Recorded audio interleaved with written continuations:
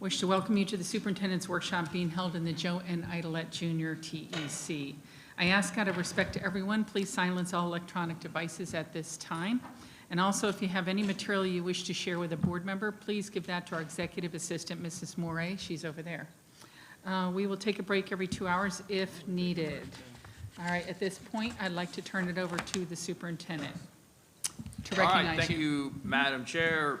First, we had a very cold but successful start of the school day. Heaters were on, buses were able to run on time, so it is a regular but cold school day. So very, very thankful for the teams that worked this weekend and went to work a little bit extra early this morning to make sure power was up and buildings were hot and warm and welcoming. There's a lot of work to do in our school system, but in terms of making sure we come in hot for that #1 spot, we are well on the way to ensure that that happens.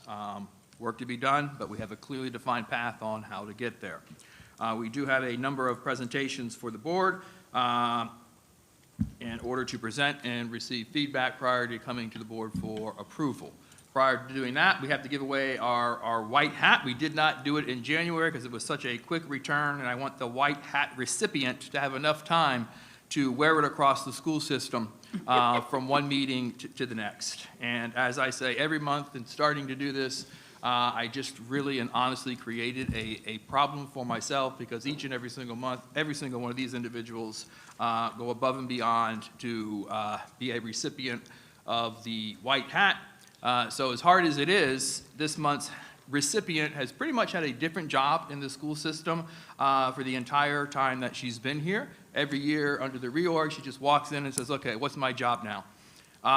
And this year she took on a new role when helping us tell our story, helping us capture who we are as a school system, who we are as people, and some of the success that we've had this year, some of the relationships that we've been able to build, some of the trust that I know we have been able to establish has been under her leadership in telling our story and letting people get to know who we are and how we support this school system. So Dr. Kara Shaft, you come get your white hat. Woo! Don't dare put it on her head. I feel like I should. The crown is passing. There you go. Oh, it looks good on you. She's like, yeah, looks a little big. Yeehaw. All right, we do have a number of presentations. Dr. Jacobs will kick us off, followed by Ms. Christofoli, meeting into Mr. Green. Good afternoon, board members. This first item is just a review of mid-year entitlement grants. Each summer, as well as around this time of year, either in January or February, you will see the mid-year entitlement grants come through. This is for 3 programs and just a request for approval to accept those grant awards, totaling approximately $358,000. Awesome. Good afternoon, through the chair. So my first item is just a review of the new arrival and departure times. As you know, in the fall, a survey went out to parents and staff, and I just wanted to report out the numbers. We had 1,403 responses from family and 567 from staff in the fall. We just sent out another survey that will close this Friday unless we see need to keep it open. We already have 619 family responses and 266 responses. So on the screen, we have changed, 5 minutes here, 10 minutes there, but what you see on the screen is a 15-minute shift for high school, a 10-minute shift for middle, and a 10-minute shift for elementary. So that is what is part of the survey, and we look forward to hearing back with the final responses from all of our stakeholders. The next item I have is the ever-driven. Wait, can I ask a question about that? I'm sorry. Go ahead. Are you going to put out another survey? Is that how you're going to get the information from stakeholders? It's out right now. Okay. We put it out last week, and Okay. It has been open I for. was not here. So. Oh, okay. We put it out last week, and it's been open, and it closes this Friday. Okay, thank you. And it has the times that are shown. Okay, so my next item is the Everdriven. Everdriven is a contract company that we use for specialized transportation. Specifically, this is asking for increased spending authority to $60,000 to cover specialized transportation for students that have IEP written specific in case our buses might not be able to go down that road or turn around on that road. So that's that item. And then the next item and last item is a addendum to the AMN, and we have brought this forward before. This is a company that we use for contract services. Last time it was for for school psychologists. This time it is continuation of the school psychologist and speech pathologist, and this will take us through the end of the year. Question, Mr. Dyer? Yeah, I have two questions. I mean, one, why can't we hire psychologists? Is it the pay grade? Is it, what do we need to do to hire versus to outsource? So it is due to, we are having trouble recruiting school psychologists. We are looking at not only the job description, but the pay structure. Obviously, we're in the time of negotiation, so we're looking at all those things. But specifically, the school psychologist, we are having trouble hiring. The speech pathologist, not the case. It is a FMLA coverage. So we will always outsource, or we're going to try to adjust things so we can hire? We are going to try to adjust things as a per diem in the salary Right. schedule moving forward. Okay, and one other question on the one before. The private transportation is for one student, correct, At this time. at this time? Okay. Just one question. Yes. Ms. Crisafulli, how are speech pathologists, on average, how many schools do they work with, or they just go when assigned to a certain student? It depends on the caseload for the individual school. So Okay. some schools have one, Okay. depending on the caseload. There are, I think, one or two that are split between two schools for coverage purposes. So it's Thank it's a you. caseload allocation, just like all other allocation models. Thank you. Ms. Rosario? What's the grade level of the student? Elementary, you don't have to say the I'm not exact. sure of the grade level, but it is an elementary Just student. wondering what the plan is long-term. Are we going to continue? We are looking at until quotes that's all, for Other a van, alternatives? yes, with a lift. Okay, thank you. And the IEP does cover that, Correct. yeah. If I may, some time ago, with regard to conversation about dual enrollment and maybe having some transportation for our students to go from the high schools to the actual campus, IRSC Mueller campus, they would be responsible, it was a suggestion on my part that they would be responsible for getting home, but from our school to that campus to take classes, I suggested small vans, rather than we only have buses, we don't have passenger vans. Obviously, our budget is tight right now, but at the time, my thought was to have these passenger vans also available in case you had smaller sports teams that needed to go locally and they didn't have to rent a van to get to wherever they needed to be. Maybe we should look into, if that's at all possible, securing or purchasing at least one for, in this case, it would be used as transportation for this one particular student. And then if there are any smaller sports teams that could use the passenger van of whatever it was. I think it was Sebastian River, might have been last year or 2 years ago, that they had I can't A even remember. small athletic team. It was so small, yeah, it was super small. Yeah, it And they was were golf or relying on bowling or- parents to bring students. Yes. What was it, bowling? Yes. Bowling, yeah. So Yes. just food for thought. Absolutely. That might be less cost-effective, more cost-effective than going the route that we're currently going. We will definitely look into that. Thank you. Just an FYI, that's why I had to get a CDL when I was a coach, because they had me drive the little bus, the shorty, we called it. And then they made me drive a full bus because they said the shorties, there was some hazard about it. So we need to look into that. I know 15 passenger vans are out. But maybe looking into something else that does, because there was a code that they said it's no longer in the code to drive the shorties, which I missed. All right. Thank you, Madam Chair. The first Item E and F go together, and as you were at the Jimmy Graves, you saw that wonderful piece of property. Well, when we built it, we dug trenches on our property that was donated to us. We put in pipes and water and sewer and stuff, and now the city of Vero Beach is providing those utilities to us. We need to, just with any real estate transaction, we need to deed some of that easement to them so they can get to it and access it, and then we'll turn those utilities over to them so that they manage the power coming into our building. So that whatever section those utilities are, this is a deed so that they can have access, service them. We're responsible for the utilities for the first year if the pipe broke or the wire, and after that, then they take over and maintain them. So the first two items is a bill of sale for the utilities to make sure, hey, we put it in, now you take it over. And the second one is for the deed on the property. You can access it in this easement.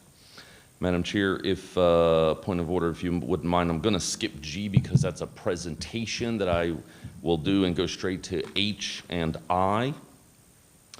Item H and I are very similar. We have two different companies that have won bids with us for low voltage and electrical stuff. These are the phone lines, security camera lines, data, all those lines, as well as our single and three-phase motors that run things on our compressors and air conditioner units and whatnot.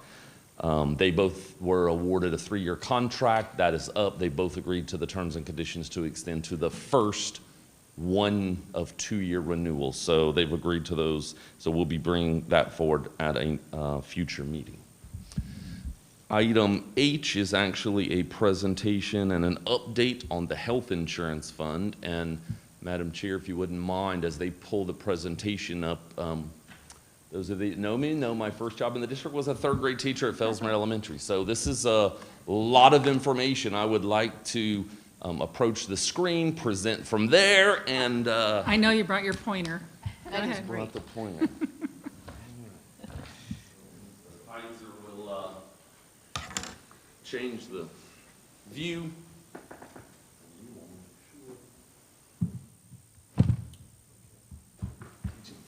This has got to come off, sorry. You got it. Get rid of that.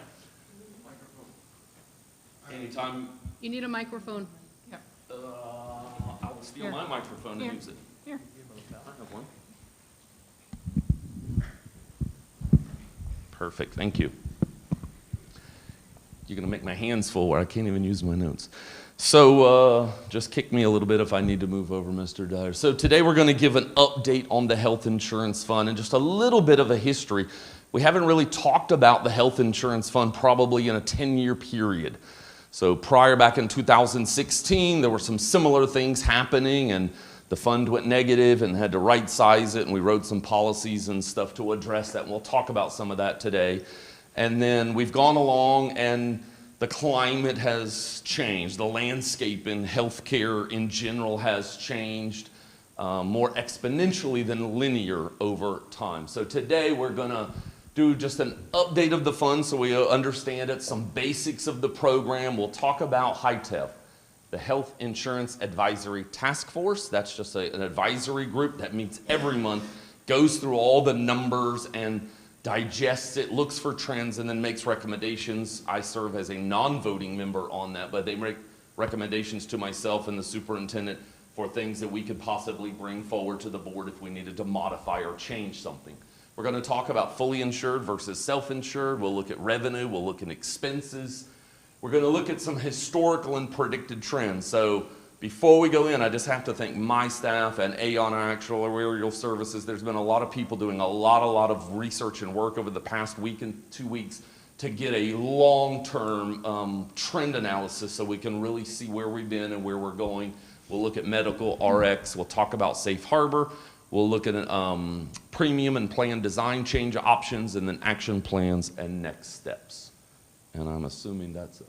So as we do with all of them, there's just a few acronyms when we get into plans, things such as FAM for family or CH for children, SP for spouse, EE is employee, and sometimes we'll see employee only, EE, ER for the employer, Express Scripts.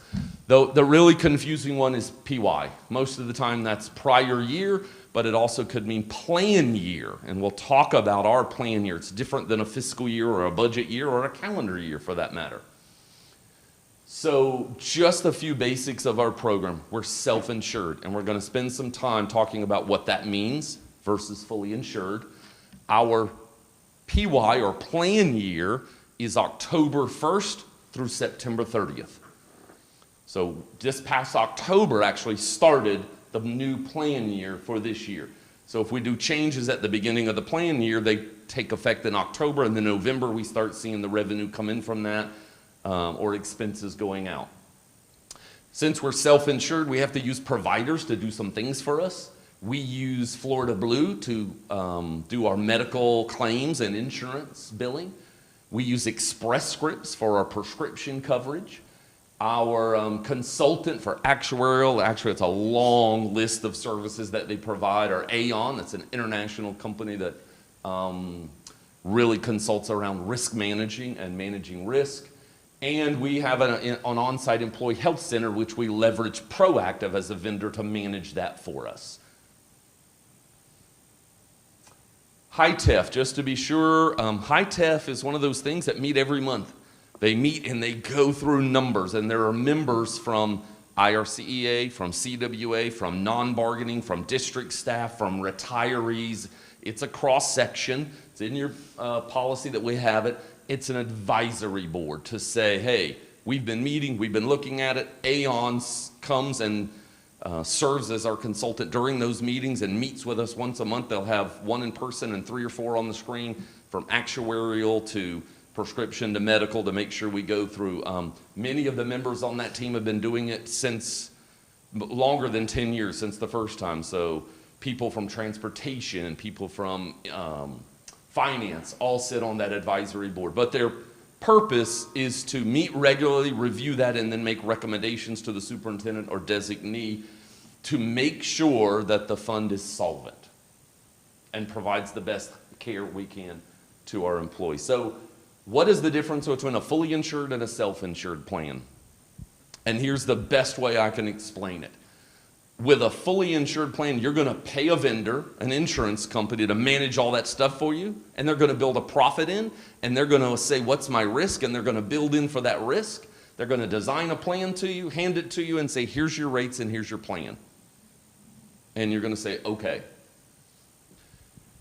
That insurance company assumes that risk, but they design the plans. If the claims come in lower one month, they're going to keep that. They don't pass that back in rebates to you. That's the risk that they take. But if the claims are higher, they've got stop-loss insurance to protect them as well. And they handle all the administration. Versus self-insured. Many districts in the state are self-insured. Many governmental agencies. Actually, I was reading a statistic that 67% of governmental agencies are self-insured. You design the plans for the people that are in your organization that best meet their needs. So to do that, we have to collect a revenue to pay for expenses directly. And then we have to contract with people to do things we don't have the expertise to do.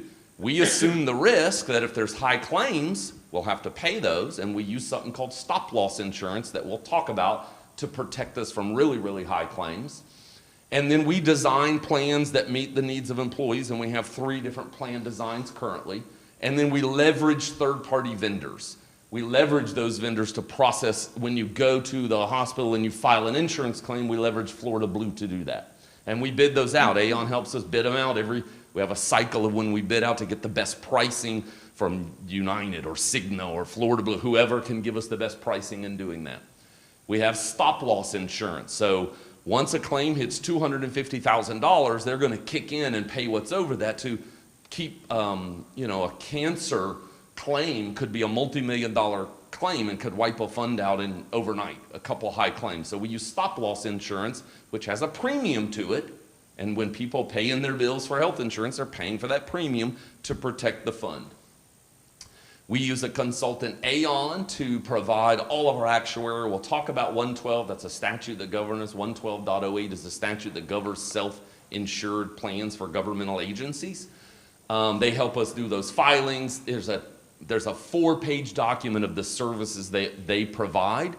And they do that through a reimbursement program from each of those vendors. So Vision, they get a certain percentage that they share with us, and they'll get a rebate. So we don't pay them directly per se. They have negotiated rebates with these vendors that they work on and say, if you're going to do dental with us or vision with us, here's that percentage and that rebate.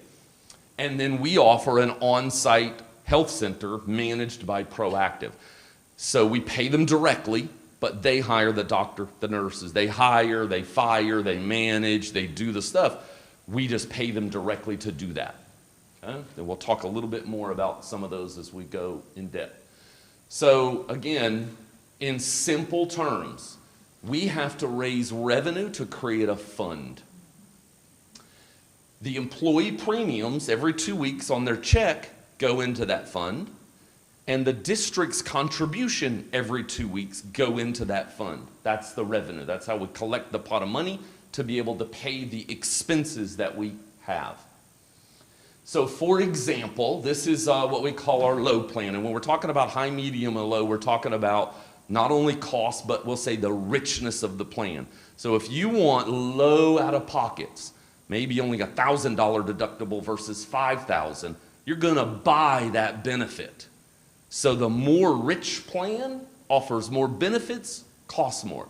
This is our low plan, and we are responsible for offering a plan to our employees under ACH that offers our employee, a single employee as a benefit, the ability to purchase a plan that can't be more than 9% of the lowest average salary of whatever position in the district. So if you take a position and it's $30,000 a year, take 10%, you can only pay $3,000 a year for the health insurance. I'm using round numbers, 10%. So that first plan, this is our low plan, the premium to do that plan, to pay Florida Blue and to get those prescriptions and to have all those benefits, cost the district $925 a month out of that pot of revenue.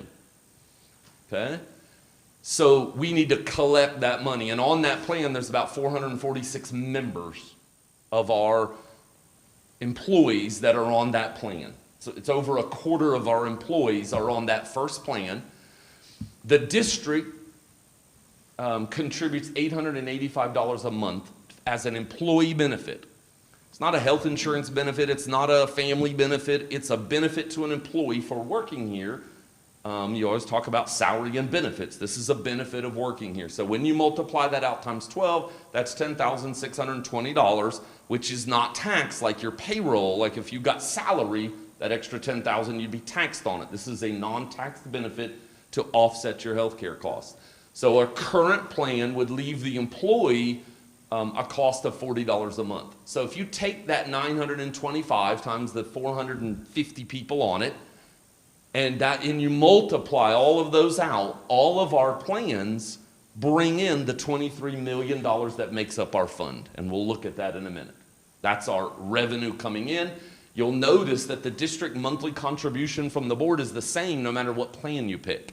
It's not a plan benefit, it's an employee benefit. So even if you choose to cover your spouse, the contribution is towards the employee. If you choose you need a family plan, the board contribution is still the same. It's a contribution to that employee for working here.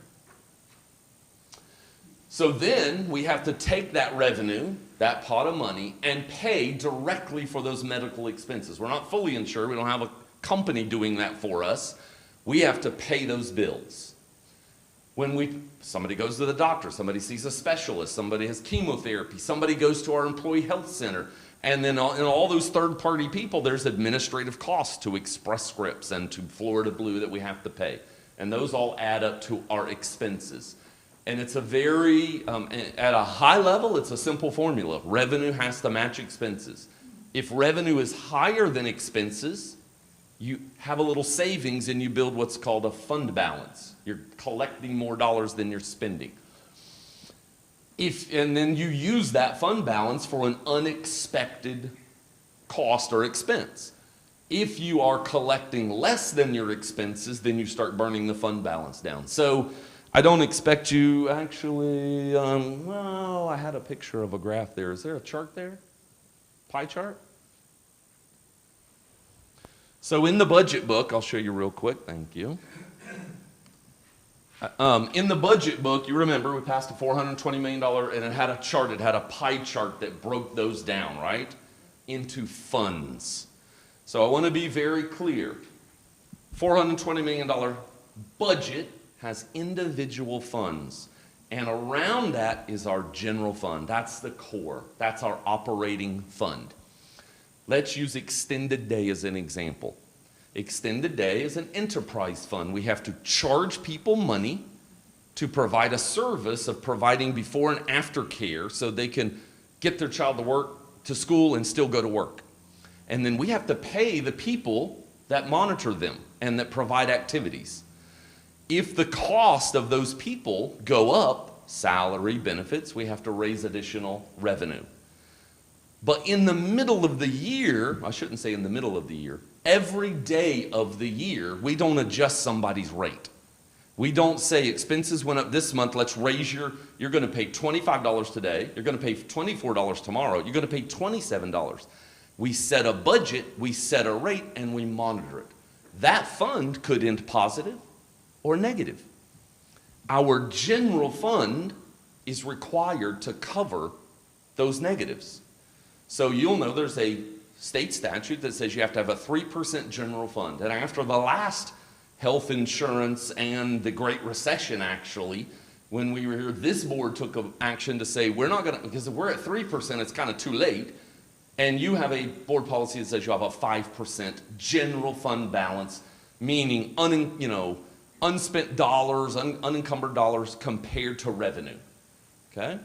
So that fund, and then you have food service. Same thing. Food service collects money from parents and from the federal government as a reimbursement to buy food, sell it, and that they might go positive or negative on any given day or month of the year. We don't adjust people's food service rate on a daily rate. It's 69 cents today, it's 89 cents tomorrow, it's 49 cents.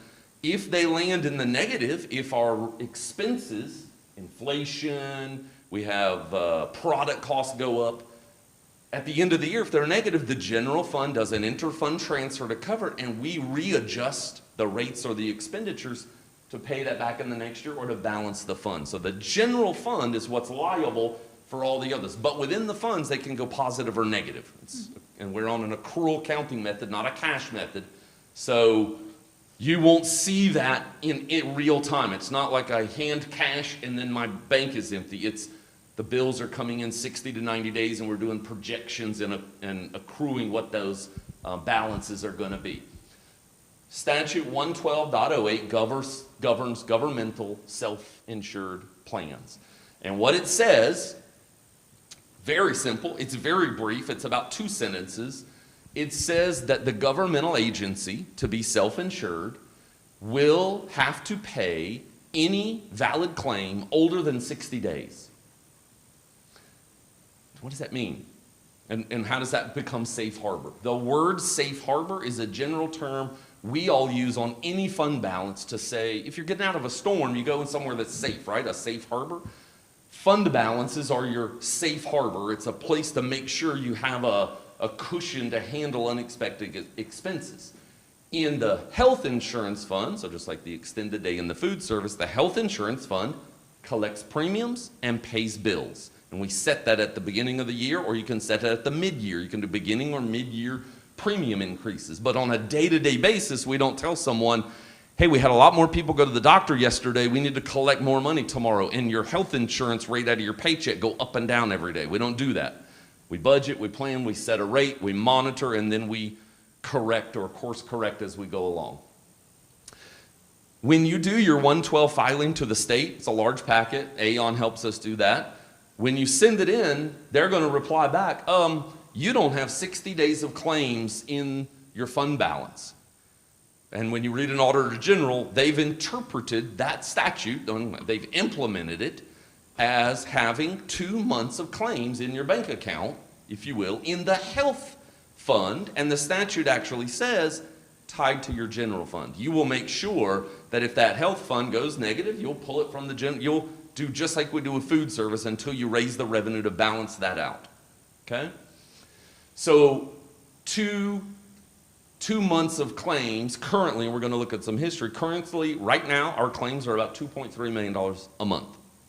So 2 months would be 4.6. Tomorrow, that number will change.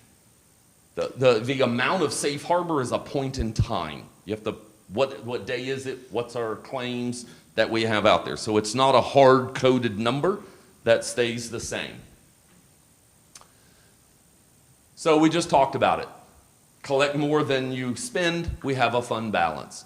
But if the expenditures start going above the revenue, then you start drawing down that fund balance, and then you have to course correct. And if you draw down more than the fund balance or have a negative fund balance, the general fund, there's not a pot of money over here and a pot of money over here. The general fund is the pot of money, and we shift inter-fund transfers. But from an accounting standpoint, we keep them separate so we can see how the funds are doing. Okay?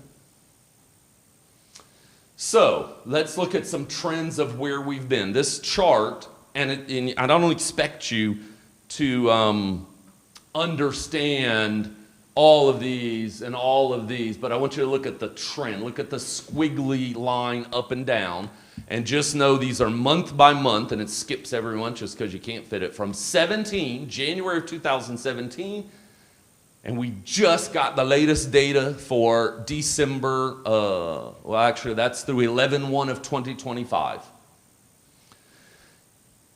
The blue are medical trends. And what this says is, in a 12-month rolling average, is the trend higher or lower than the 12-month before? So when you're looking here at 0, this blue dot, that 12-month rolling average is the same as the 12-month rolling average before. Premiums and expenses are going along. When you see a blue dot here, let's see, find one. Here's one. Negative 15%. That means the rolling 12-month average in the prior 12 months was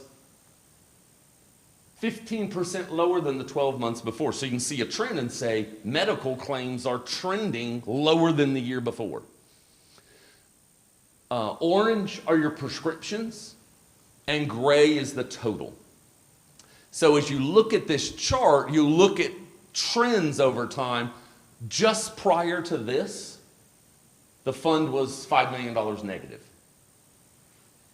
And over a 2-year period, employees' rates went up, board contract, I mean, there was a lot of things that happened, and we had to write to the state to right-size it, and the fund got right-sized. You can kind of see that through here, through 17 and 18 for a couple years. And then you'll see trends up and then trends down. And when I show you the contributions, you'll kind of see that this averaged out over time. Because the board contribution, around $453 here, went up to $540 and stayed that way for a while.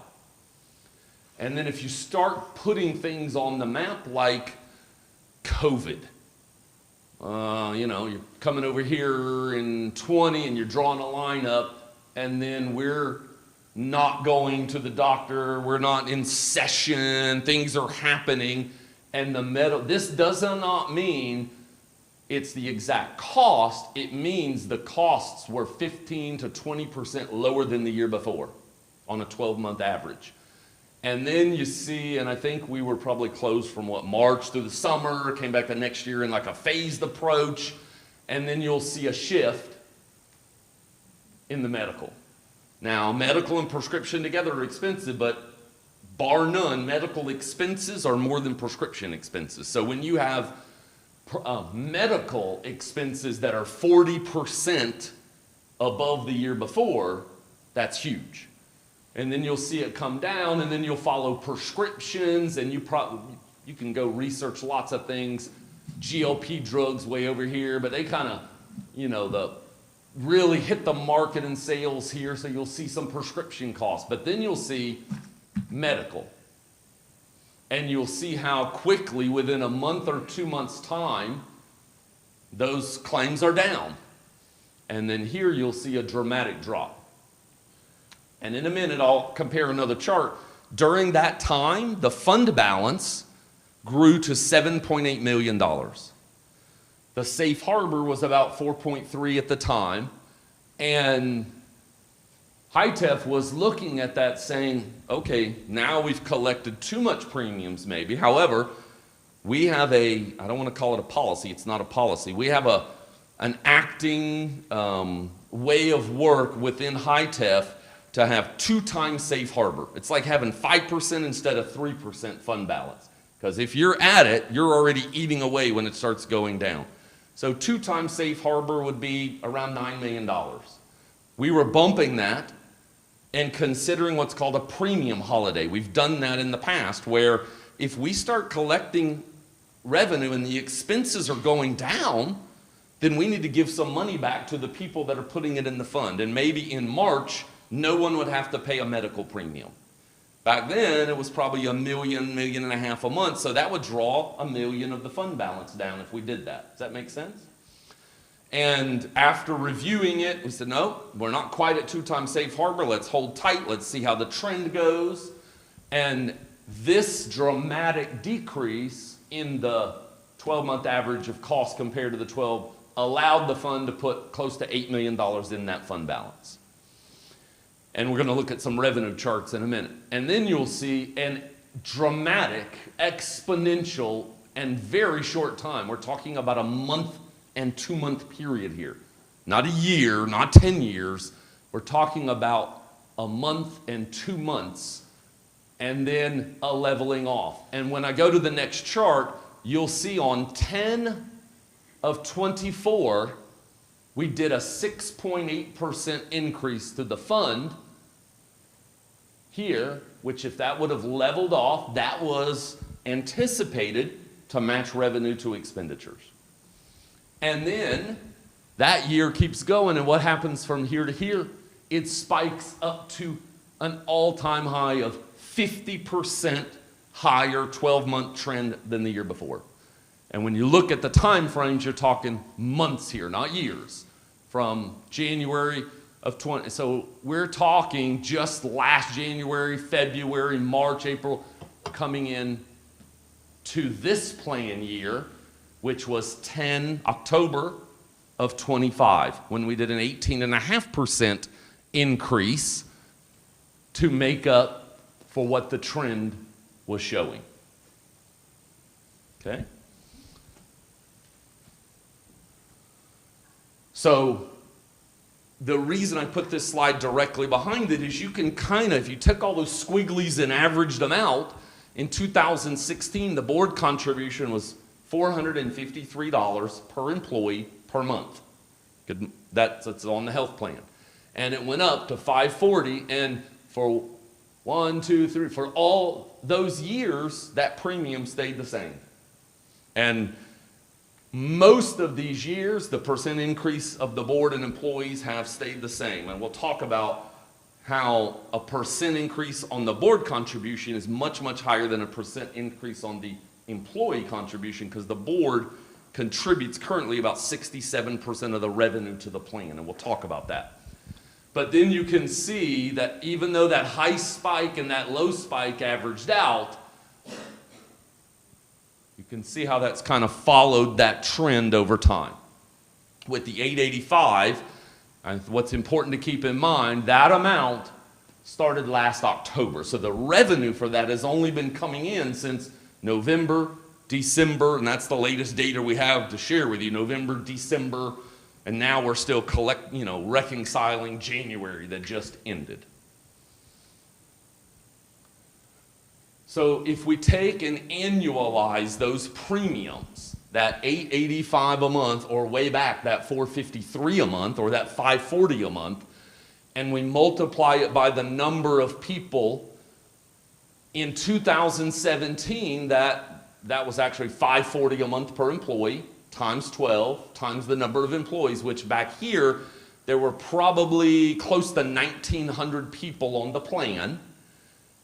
That generated from the board's contribution $10.2 million of revenue.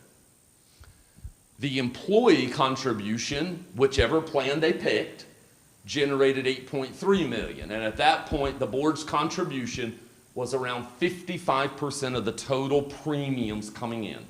The premiums coming in at the time were $18.5 million. And you can kind of follow, remember it stayed level for a long time, and then those board contributions started going up until this is a projected number still. We are in the middle of the year. We don't have final numbers. It's based on, I think, November's membership of how many people we have. But there's an interesting trend because I know, I pay rates, we all pay rates. I know employees' rates have gone up 2%, 4%, 6.8. So why would this line be flat? There's less people on the plan. So currently, sitting here is about 1,600 right now, and the prediction for next October, we always have a plan change, is around 1,520 members on the plan, and some of those are retirees as well, pre-65 and post-65. So there's about 1,390 actual active working employees contributing in the plan. So even though the individual cost might be a 2% raise, or if there was no raise in a lot of these, so if there was no raise, oh, we had more people that year maybe, more employees, so you can look at that trend. But the board contribution has grown exponentially. So currently today, actually this is the most accurate. This is, I don't want to say it's not accurate, but it's projection. $21 million fund at the end of last year, with the board contributing $13.4 million and the collections from employees at $7.7 million. And that now the board is at 64% of the premium. So if we were to do a 10% increase, for example, that would be $879,000 here. It'd be $1.5 million here because the board is contributing the largest share. So percentages to people sound, it's hard to talk percentages when the numbers aren't the same. So when somebody says I got a 10% on my health insurance, that surely doesn't equal a 3 or 4% in a raise, because if you're on that $40 plan and you got a 10% raise, that's $4 times 12. But if you got a 3% raise on a $40,000 salary, that's $1,200. So it's hard to talk percentages. A 10% increase for the board employees sounds like we're equal and both are doing the same amount of contribution. But a 10% would be $879, a 10% here would be almost 1.6 million, just because of the variation. So we raised rates last October, 18.5. Why are we here talking about this? Because trends happen all the time, claims happen, things happen, people get procedures, and as we've gotten new data from October and we've monitored the plan, and we're already looking forward to next October, what will we need to bring into the plan to pay the expenses? And Aon has run those numbers, our actuarial numbers, and they've said the plan needs to grow from $24.5 million to $31.6 million. That's a 30% increase to the pot of money overall. They are expecting, based on everything we have, that our expenses will be $31.6 million. They're using 2 years of data, and they use the most previous year at a 70% weighting. It weights the most. So again, it's a trend. Here's what I'll liken it to. We do projections for students every year. Since 1973, when the FEFP started, and the state got really, really good at it, right? They have our data, and they know the progression of our kindergartners to first grade to second grade. They know it down to the level of the codes of the student, 254, 255, and they run those math formulas, not knowing anything about our kids or our community. They run a math formula and tell us you're going to go to 16,000, 16,500, 17,000. They had those predictions down to a science until something came along that broke their model. Well, because it was exponential. The growth in family empowerment scholarships was not linear. It wasn't something they had in their history. Go back to 19 or 21, we're talking about Family McKay scholarships of 99 kids. We had 99 kids on Family McKay scholarships for several years in a row, and then the numbers went to 151, 1,000, 1,600, 20 this year, 22, 33 students, and projected for next year, 2,600. So in a 5-year period, that's an exponential growth. So their projections are wrong. Let me give you an example. We were at 13.8, and they told us we were going to go to 13.4. And what does that mean? They're going to fund us a whole lot less money. But we didn't come in at 13.4. We came in at 13.627. Because we know what we're doing here. We're developing programs to attract kids. We're redesigning our education. They don't put that in their math formula. They don't know what's happening here. Martin County's down 500 FTE, or 300. St. Lucy's down 500. We are up 250 FTE from the budget to October based on the numbers. 82 of that, 81.5 is family empowerment. The other 150 is us. 150 at $10,000 a kid, that's $1.5 million. But they could not predict that. Our actuarials can only use the data they have in the past to predict future performance. They can't predict 4 cancer diagnoses last month. They can't predict an end-of-life patient going 3 years, 2 years, 5 years. And this is sensitive stuff, but we're talking about the reality of the expenses in the claim, and why couldn't somebody tell us it was going to be 30%? Now remember, we're starting to get predictions for next October. This is a long process when you're doing predictions. You can't just pull those numbers out on October 1st. You've been reading the numbers, running actuarials, doing that stuff. So their trends can only use the data they have. People will ask me, well, are their trends correct? Are their predictions correct? And I would say they are absolutely 100% correct to the math formula they used and the data that went in it. But is it correct to what happened to humans after that? They can't predict that. They can't predict it. So that is what, based on the trends, that is what the fund will need to generate, $31.6 million to be solvent. That's not addressing the fund balance at all. That is matching revenue to expenses. So now let's take a look at the fund balance here. So the blue line is the fund balance. And remember, I was saying it's around $7 million. The orange line are expenses, medical and RX expenses, medical and prescription. The dotted orange line is just it's a linear regression model to say what's that trend. It's a trend line, simple. And the blue line the green line is revenue, premiums collected, revenue. So when the expenses went down, what happened to the fund balance? Went up. When the expenses went up, what happened to the fund balance? Went down. Expenses go down, fund balance goes up. Expenses go down a lot, fund balance goes up a lot. Make sense? Until we get here, expenses go down, fund balance, and here we're sitting.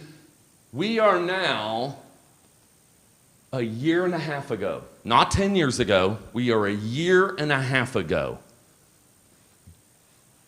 2024, July. And the expenses, dramatic increase. If you look at the average, you're talking 1.2 million to 3.6, and that had an equivalent drawdown on the fund balance. Do we go on that particular day and raise all the rates accordingly? No, because what happens right after that? A drop with the monitor, and that drop levels off. And now we're in October, not this past October, but the October before of 2024. And if you watch this green line, if you can see it, there's a bump in revenue right there.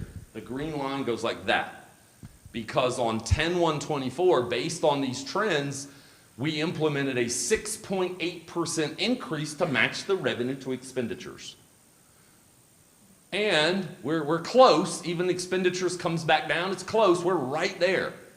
But the trend is not.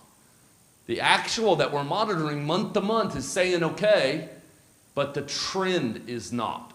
We go down, we put a little bit extra in the fund balance, and then all of a sudden, it starts going up, and now the trend, notice, $1.5 million a month times 12, $18 million, up to $2.5 million a month on the trend. That's $1 million a month more in expenses on the trend, which is $12 million. So at this point, it starts drawing down that fund balance that we had at $7.8 million. We're using it instead of every day your rate's going to go up. Well, we're going to adjust your rate. No, we're going to use that fund balance that we had, that safe harbor. Now when we get here, we're going below zero. So at this point, remember that general fund is there. So part of our commitment to the state is that general fund protects everything. We're going to be using general funds to pay that deficit.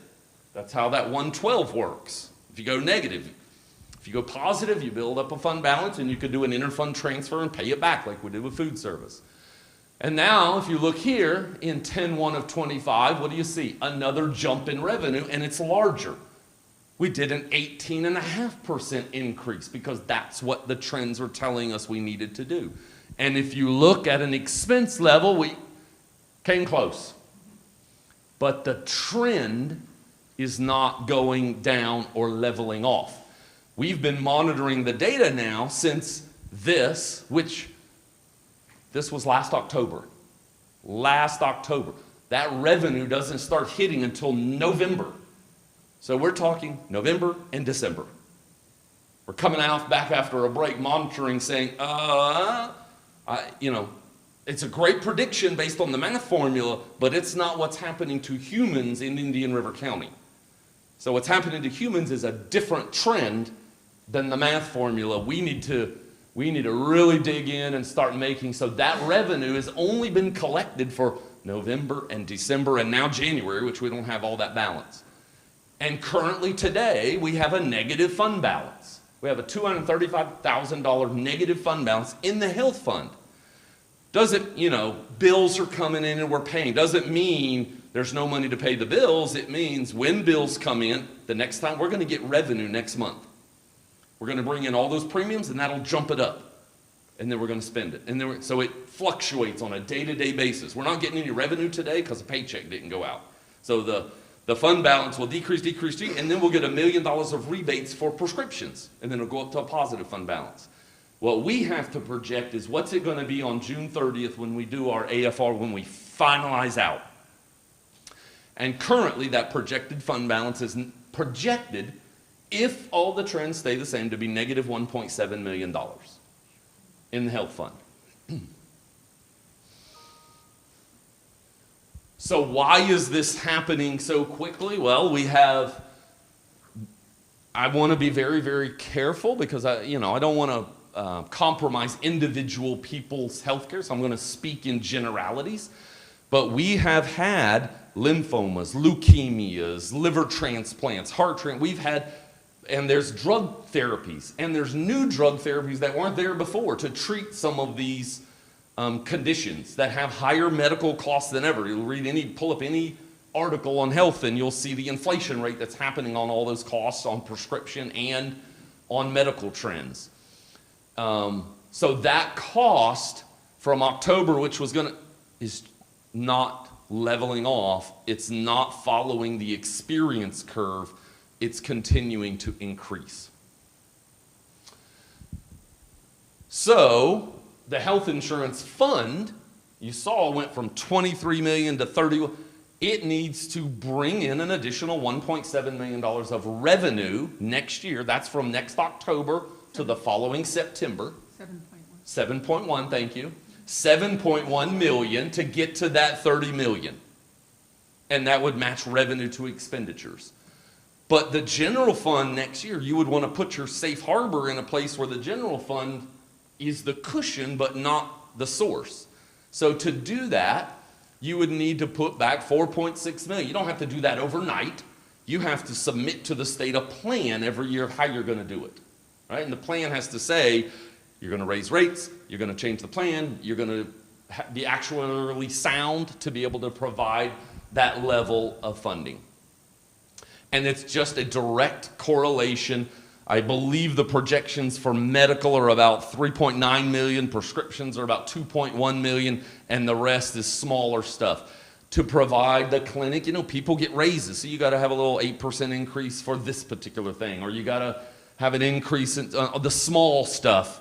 The big stuff are medical and prescription costs and claims.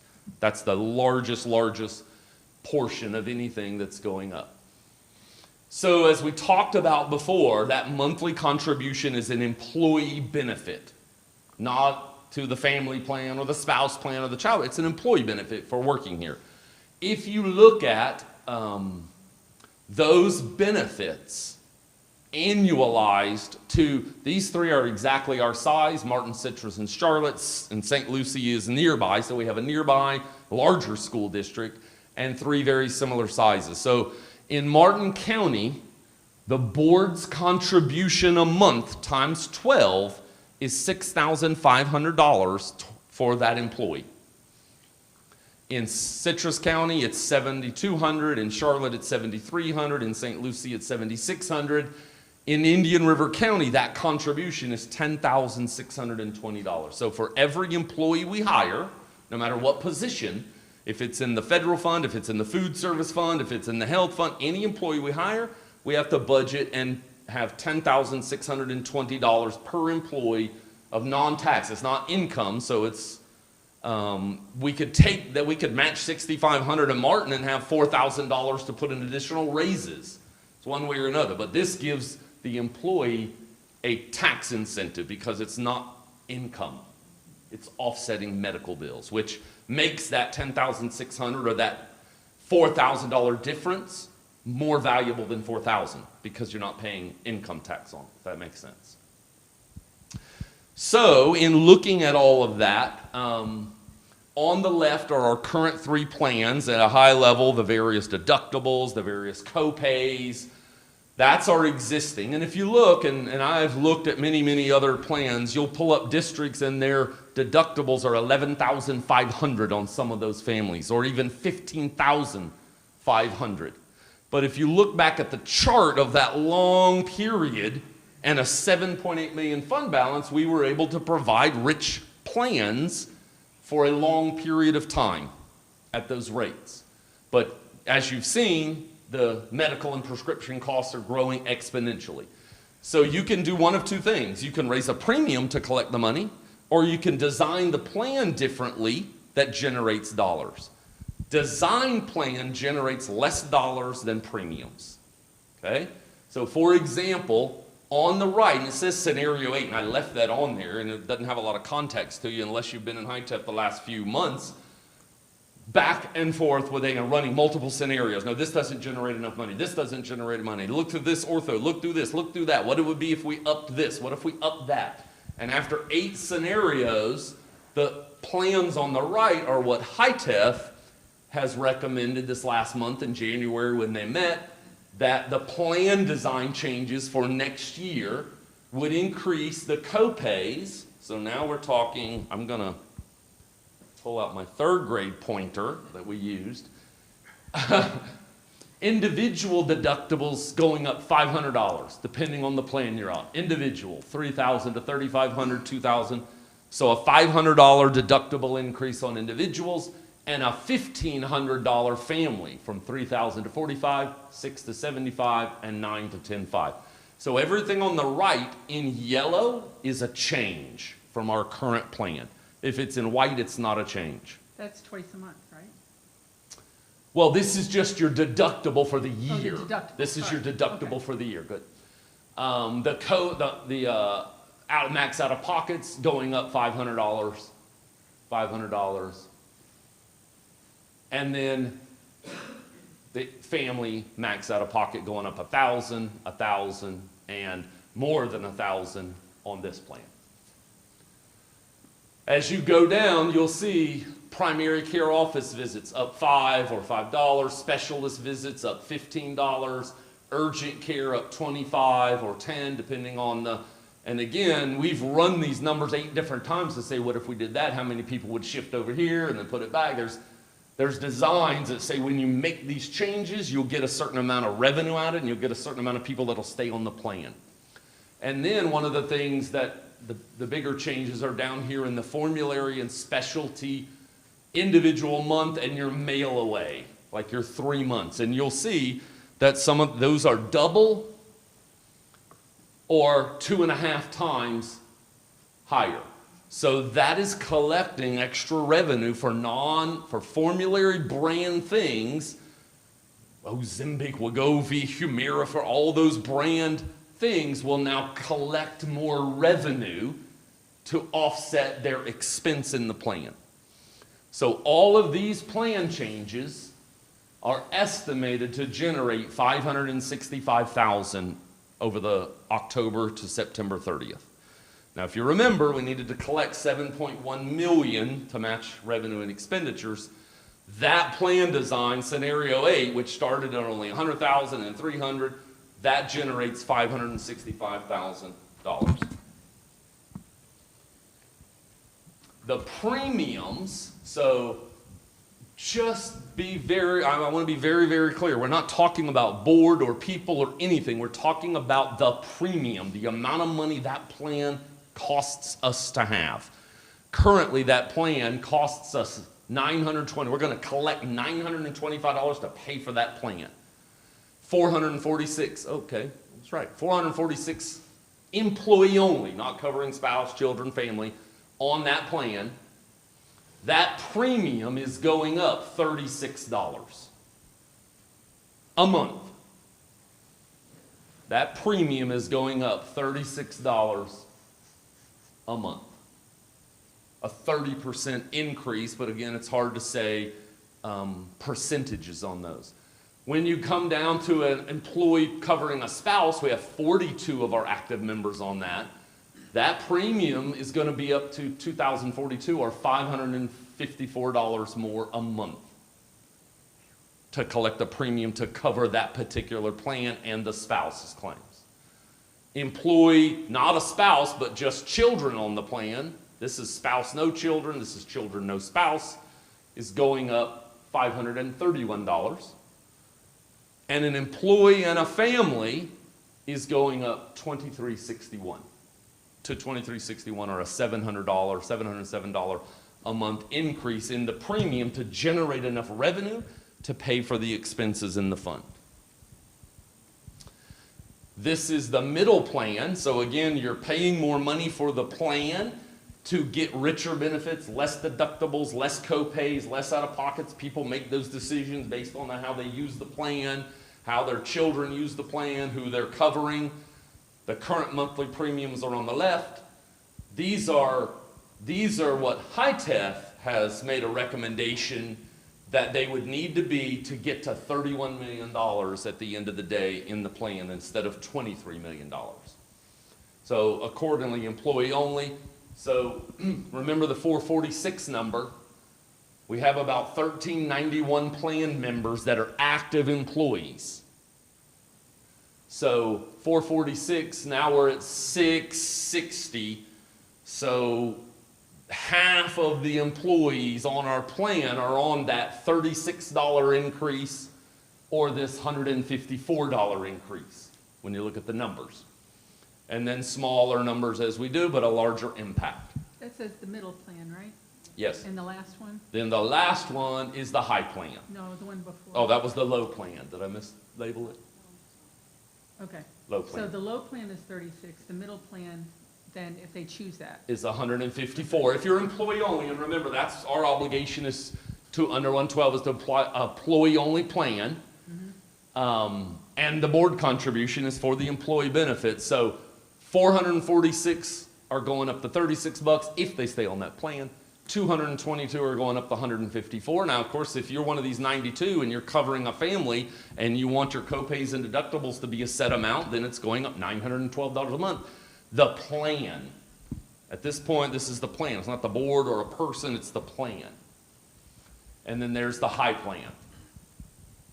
So the high plan, there's another 187. So 2, 4, 8, we're talking 900 of the 1,300 people on the plan are going up 36, 125, or 285.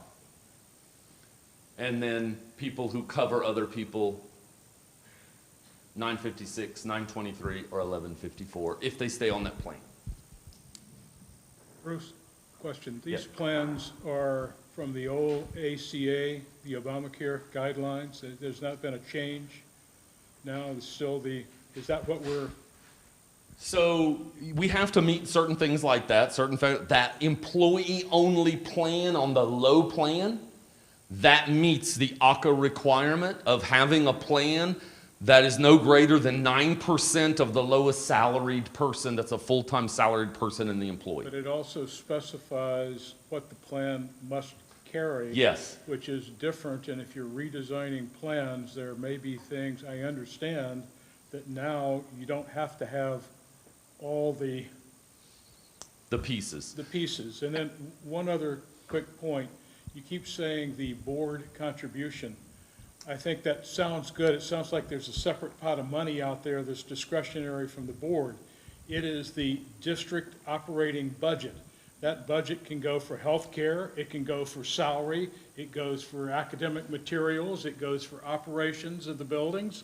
So it's the same one that we get from the local and state taxes is our revenue. It's the same budget. And so I'm going to rename it the general fund contribution. Thank you.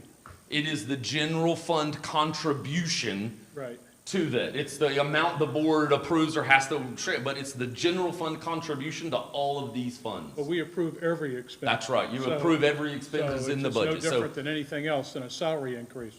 You're absolutely, and that's why I wanted to make the comparison to the fund might be negative, but the general fund's responsible. We have to make those decisions. Food service, we've right-sized it, and that general fund is where those contributions, they come for salary. If you pay more here, you have to do less somewhere else, because our revenue totally for the district is not increasing. Right. And a lot of times we'll get it, the budget will increase.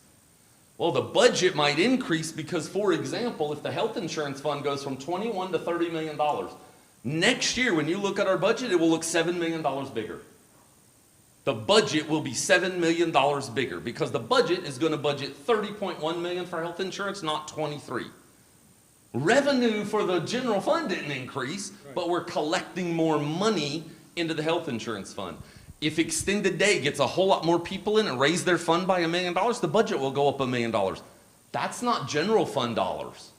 Food service, Mr. O'Keefe has done an outstanding job of increasing participation. He's going to increase the revenue coming in and the budget for food service. Not any additional general funds, but the budget will look bigger. Those funds, if that makes sense.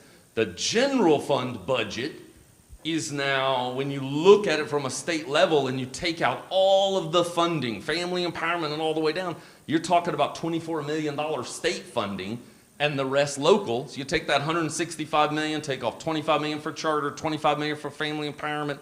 Yes, that is the general fund. So what's happening right now that we saw November, December not trending the way that the math formula said? We have lots of things going on. We're looking at all different types of models. We have people coming in to look at the models, fully insured model. So you can go pull another plans district and look at a fully insured model and say they have better plans and it's cheaper.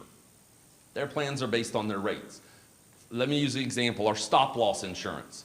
That to be able to cap our expense at $250 per person and $275 aggregate. And what that means is if Chair Berenborg had $300,000 worth of claims, individually they would say $250, that extra $50,000 would go towards the aggregate. It's like an individual and family. Once we got to the $250 per person, $275 overall, they kick in. That plan to do that, because we had 8 high claims the prior year over $250 and 27 high claims over $125,000, we bid it out to 6 stop loss vendors. 5 of them refused to bid. Only 1 vendor would bid based on our claims in our district, not the people in Charlotte or Citrus or Martin, based on the experiences of the healthcare costs of our employees. That's how they price the plan. We've already engaged in that fully insured, and anecdotal sometimes is not the best, but I'll use it. Their exact reaction was that is going to be very, very, very expensive based on your claims. Yeah, fully insured plans are good in the first year. Yeah. And after that, it's the actual history. So you would see with a fully insured plan, if we had 31 million that we needed in expenses, it'd be 31 million plus their profit. So, you know, it works the first year, and after that, it's really what happens. And on top of it, Or you that can't first get year, it's anybody called to a bid. buyout. Right. People buy out Yeah. people's plans. They Right. buy you out of self-insured. They don't, and they say they're gonna bring you that first year low cost, not low, Right. but not the full cost. And then after the second year, they're gonna hand you a plan and say, here's the new cost. Unless you don't have any experiences. Unless your medical and prescription just doesn't materialize, they're gonna say, hey, we're good. But they're gonna plan for their profit and their risk built in. We're looking at reference base, where you contract directly with a doctor, you don't go through insurance. We're looking at level funded. Level funded is like fully insured, but there's a provision to provide you a rebate if there is savings. Again, they're gonna build their profit in. We're evaluating insurance carriers. I just wanna make it very clear, this is not, we're gonna go bid out Florida Blue on our billing and save $7.1 million. That's not what this is about. It's not about a bidding. We bid our stuff out every year to get the lowest prices. This is about the actual cost of the medical and prescription claims coming in. We're looking at every return on investment of every service that's in that plan so that we can develop a plan that might eliminate some of those things that aren't needed or required anymore and might not be providing a return on investment. And we're also, you probably, many of the school board members have heard of FLEET, the Florida Educator Health Trust. It's not a consortium like we have for SCRIMP. With SCRIMP on our property, casualty, and workers' comp, we have a true consortium that was established years ago, and there's a risk-sharing pool. That's not what that is, but there's a lot of benefit to it, especially stop loss. They can bid that out. Our stop loss is locked in till the summer, and then we're gonna look at whether that's a benefit or not. So in the short term, based on all these things that are happening, we're just now entering into negotiations. We started last week. We're with IRCEA, we have CWA coming up next week. So we're starting to negotiate salary and benefits and everything else that's in the contracts. So that work is starting. And we're in an this is the most current information I can provide you through December 31st coming back and putting it together in the absolute quickest time we can give you every bit of information, because if we didn't look at those trends for November and December and they dropped and the trends went down and we said, hey, these rates are going to go up, that would not be a good thing to do, right? We want to be basing it on the actual human experiences that are happening. So plan modifications, I want to just take a minute to explain something. We are projected, if nothing changes and the claims stay like they are on the projection, to have a 1.7 negative fund balance on June 30th. What Aon has told us and what HITEF has reviewed is that if you were to do a mid-year, remember October to September is our plan year, different than fiscal. So mid-year is April 1st. So why in the world is anybody talking about April 1st in the middle of a April Fool's? Wow. Why is anybody talking about April 1st? It doesn't correlate with anything except our health insurance mid-year. That would be a mid-year plan time to make an adjustment. We do open enrollment once a year in August, sign you up for October.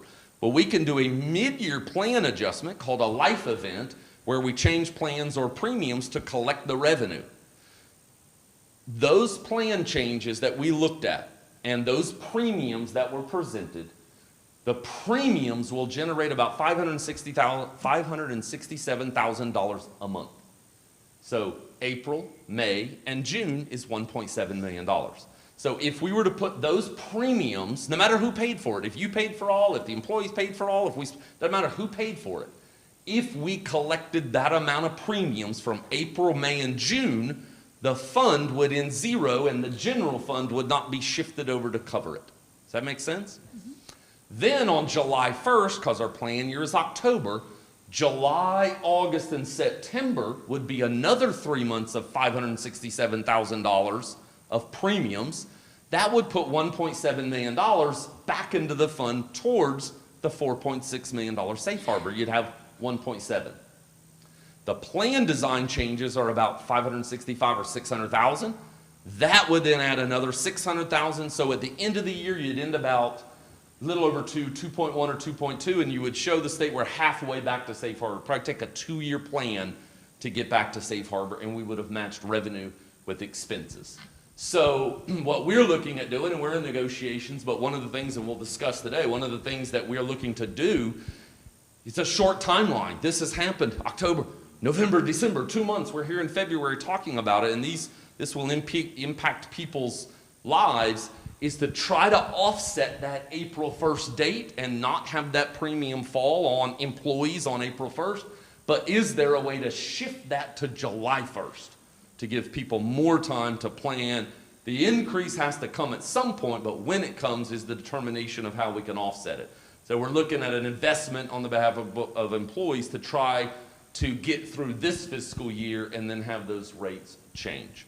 And I believe now, I'll go sit down. Just as we turn around, and we'd be more than happy to answer any questions or receive any feedback that you might have. But if you were to look back to that last slide, based on how fast this is happening, when you're looking at the projections and the ebb and flow of information, in my mind, our goal is to protect our employees absolutely the best we can. I think the board should be proud of the quality of support or services that we're providing through our plans, the richness of the plans, and the investment we collectively had. So if you were to go back and look at the significant increase that we have invested in terms of healthcare, it's over the last 4 or 5 years. And it was the strategy. It was actually being in service of our employees. The world has changed. We need to respond to that. I will not bring a recommendation that immediately impacts our employees. So I am committed to saying we are going to have to tighten our belts even harder than we've already tightened them, review how we spend each and every single nickel through now to the end of the year to provide that offset of $1.7 million. So the function and service and contributions of our employees does not change for the remainder of this school year. And then go into negotiations with our employees to align their compensation for the upcoming school year, their raises, to this increase. As an example, we have already negotiated and agreed upon an increase for our teachers who are highly effective and effective, which is an amount of $1,500 for highly effective annual and $1,125 for effective annual.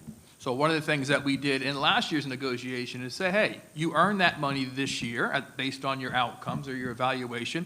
We want to give it to you this year. So aligning those two things helps offset the impact. Is it great? No, but it does afford the opportunity to receive additional compensation aligned to an additional deduction in terms of services. It also allows us 5 months to go out and meet with employees to review. They can hear this presentation, a little abbreviated, from Bruce or myself, and then engage with our teams the change or shift in services that they're currently receiving. I have the highest plan. Looking at everything considered, I'll go to the medium and low. That, in addition to my additional compensation, this is the impact to me. We will do the same thing with CWA. We'll do the same thing with our non-bargaining members.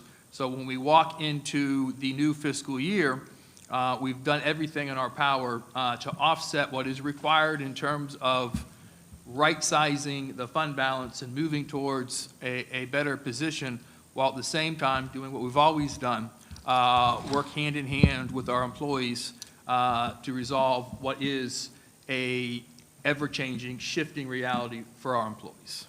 So with that, I saw Mr. Dyer's hand go up, so Mr. Dyer? Yeah, I just wanted to say to start off, Bruce, I've looked at these type of presentations for probably 25 years for corporate, having been faced with many of the same decisions that the school board is being faced with. And I just would like to say that is probably the best, most understandable presentation of health insurance that I have ever seen. I think that you did just a phenomenal job of providing the analysis and the presentation. I think it was absolutely terrific, and I've never seen one better. So that's to start with.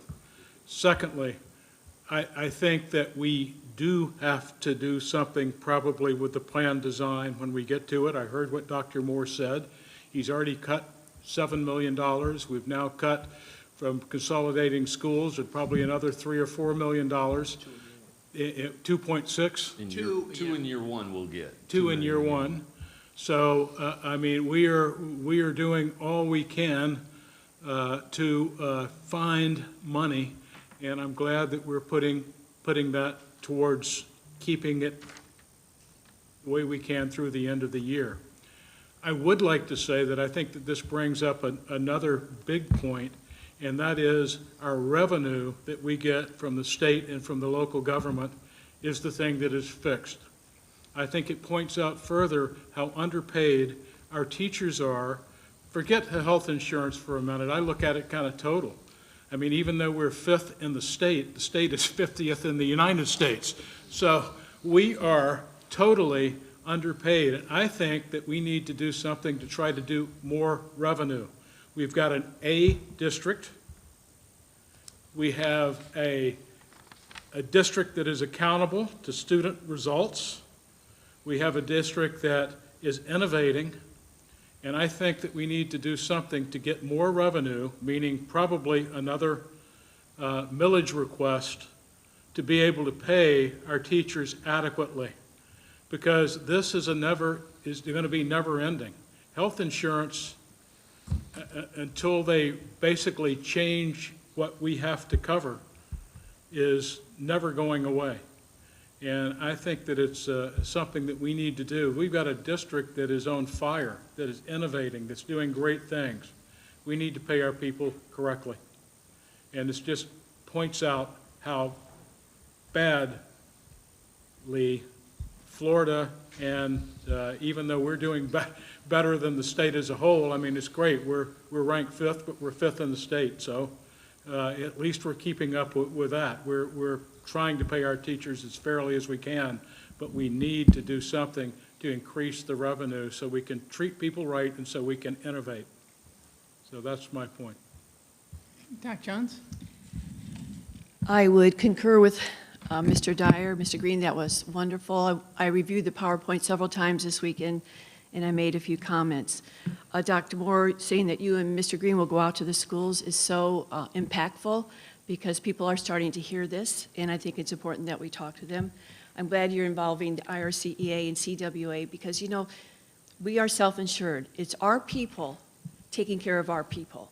We have to do our best. I've done all the research with self-insured and fully insured, and the difference is that self-insured is 10 to 15% less for the this rising costs of fully insured all the time. Right, after a year, then they'll start taking the profits, and it costs more.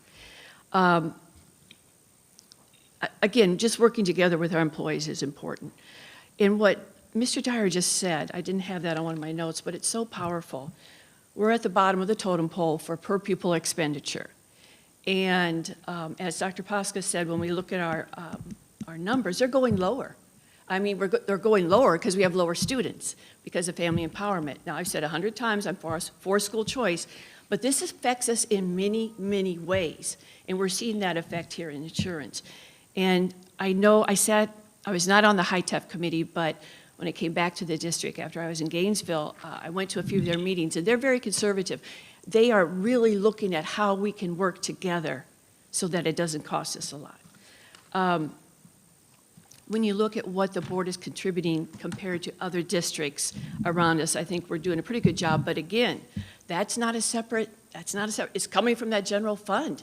So it's not like we have extra money here or extra money there.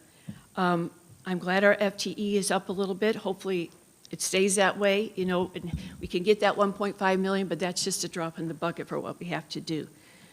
The stopgap for high claims, obviously we can continue to look at that.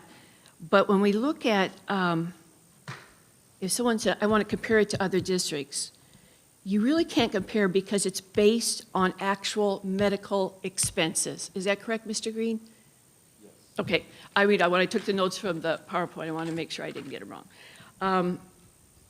But I just think, again, with what we're doing in this county, we have to look at what we can do to get more money. You know, the state, again, is not giving us per pupil expenditure like we would want, but we have to look, see what we can do and continue to do the best that we can do, because you know what? We have to keep our teachers. We have to keep our support staff. They are the ones that are doing this great work with the district team, and I want to make sure that we keep them. Trying to think, I had a couple other things. I just think when we prioritize our employees, all employees, our instructional staff, our support staff, our district staff, it will make a difference. But at the same time, they have to understand what's going on. And that's very, very important. And this detailed PowerPoint, I shared it with my husband and my daughter. I'm thinking, this is where you understand what truly is going on. We have so much money, and this is how we can spend it. And if we have to take from this area, then this other area will suffer. So let's just make sure we get the information out there. This was a great presentation. And then continue to see what we can do as a board to help this community. Just to respond, and I'll Sure. respond to everybody and let Bruce correct what I say. We are a People's First organization. And that is the number one ingredient in terms of this district's success. Right. When you look at from year to year, this year's increase in our investment in insurance, in salaries, is $7.2 million in comparison to the previous budget. That is correct? I mean, show me what you fund, or show me what you're putting your money towards, and I'll show you what's important. That's a clear indication of that. And this is hard and complex. It is hard and complex in the way that we increased 18% based on the projection. Aon gave us this letter literally 3 months ago and saying, hey, this plan is solid. And then a month later, ooh, wait a minute, 2 months later, no, we're going to have to shift and make a modification or change.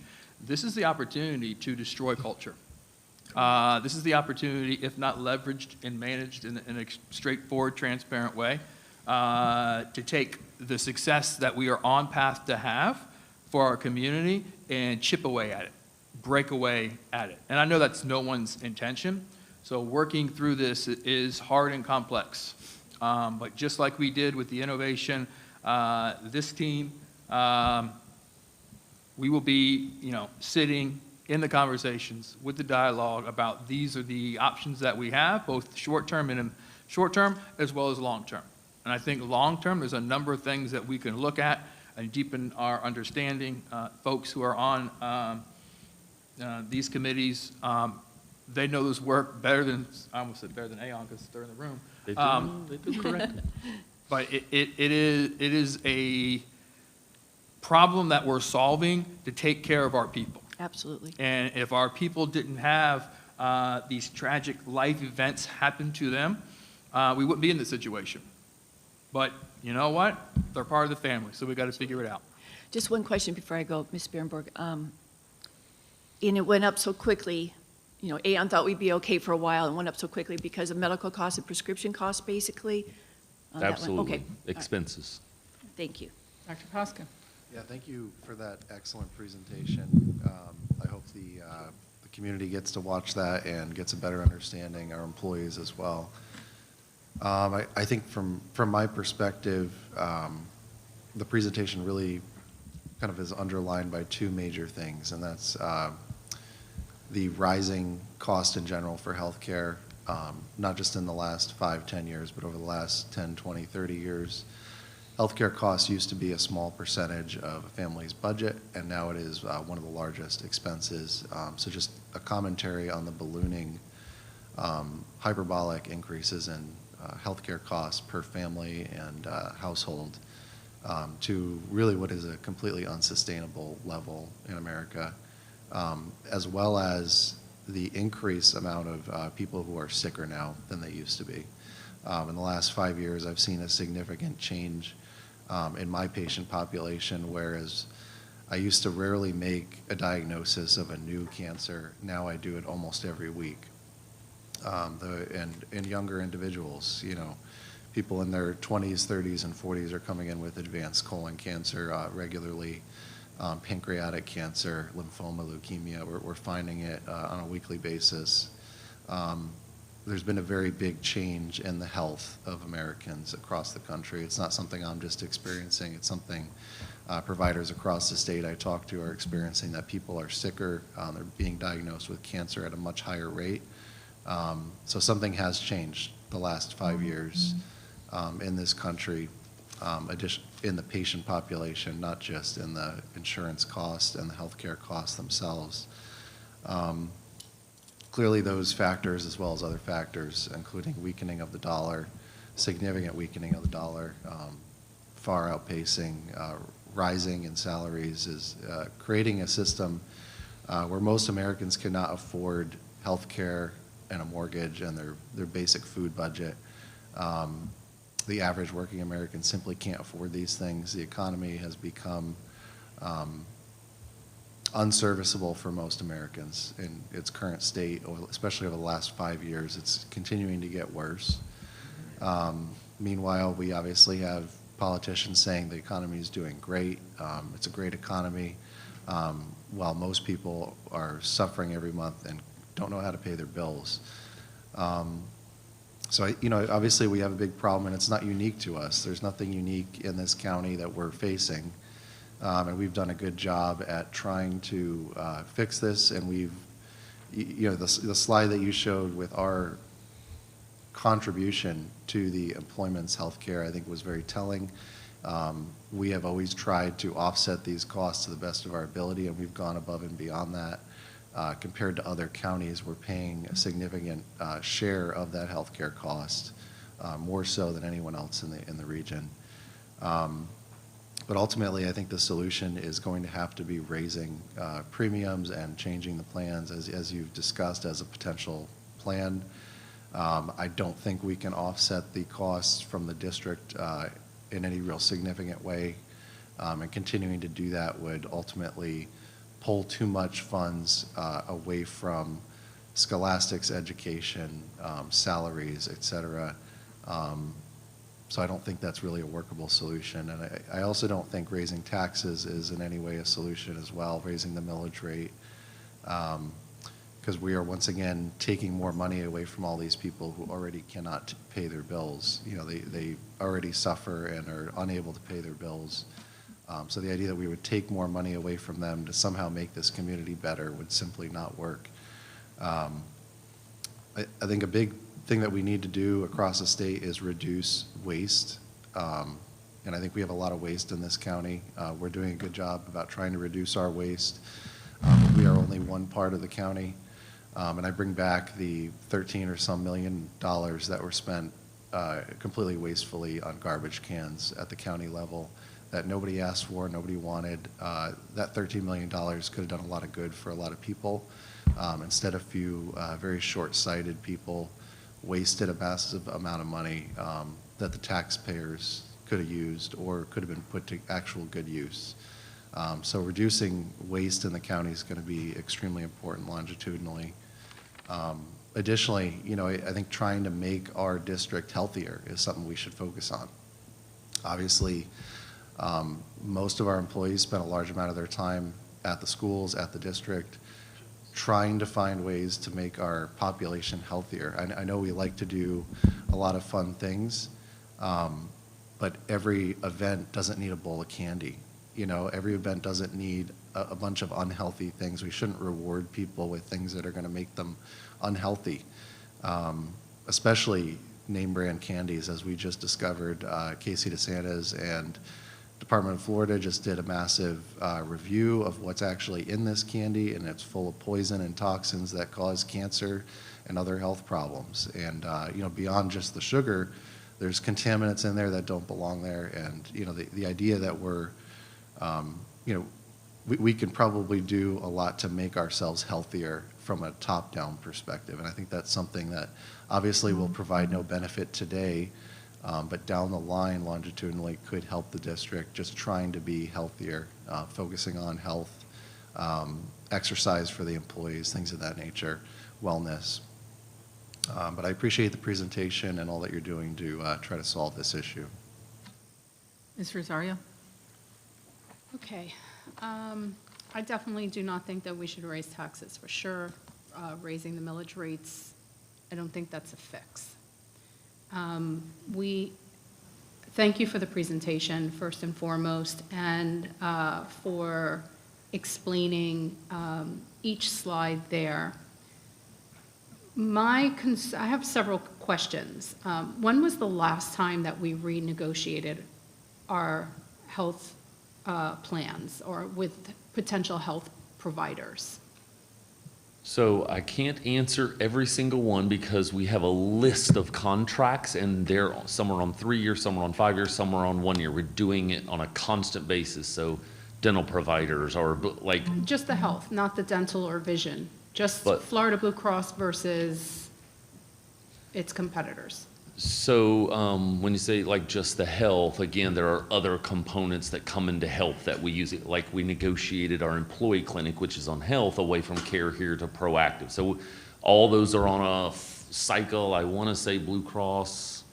I don't want to answer that without getting the exact answer. So But- it's okay. That's okay. I think it's every if it 5 hasn't years. been within the last year, I think we should go out for renegotiating our providers. I think that would be, what was that? Yeah, the bidding, yes, exactly. So I think it would be smart for us to, it's time. Obviously, we're in this discussion. If we're going to look at some of our options, I think since it hasn't been very recent, we should probably go out and start requesting bids for other options of health providers.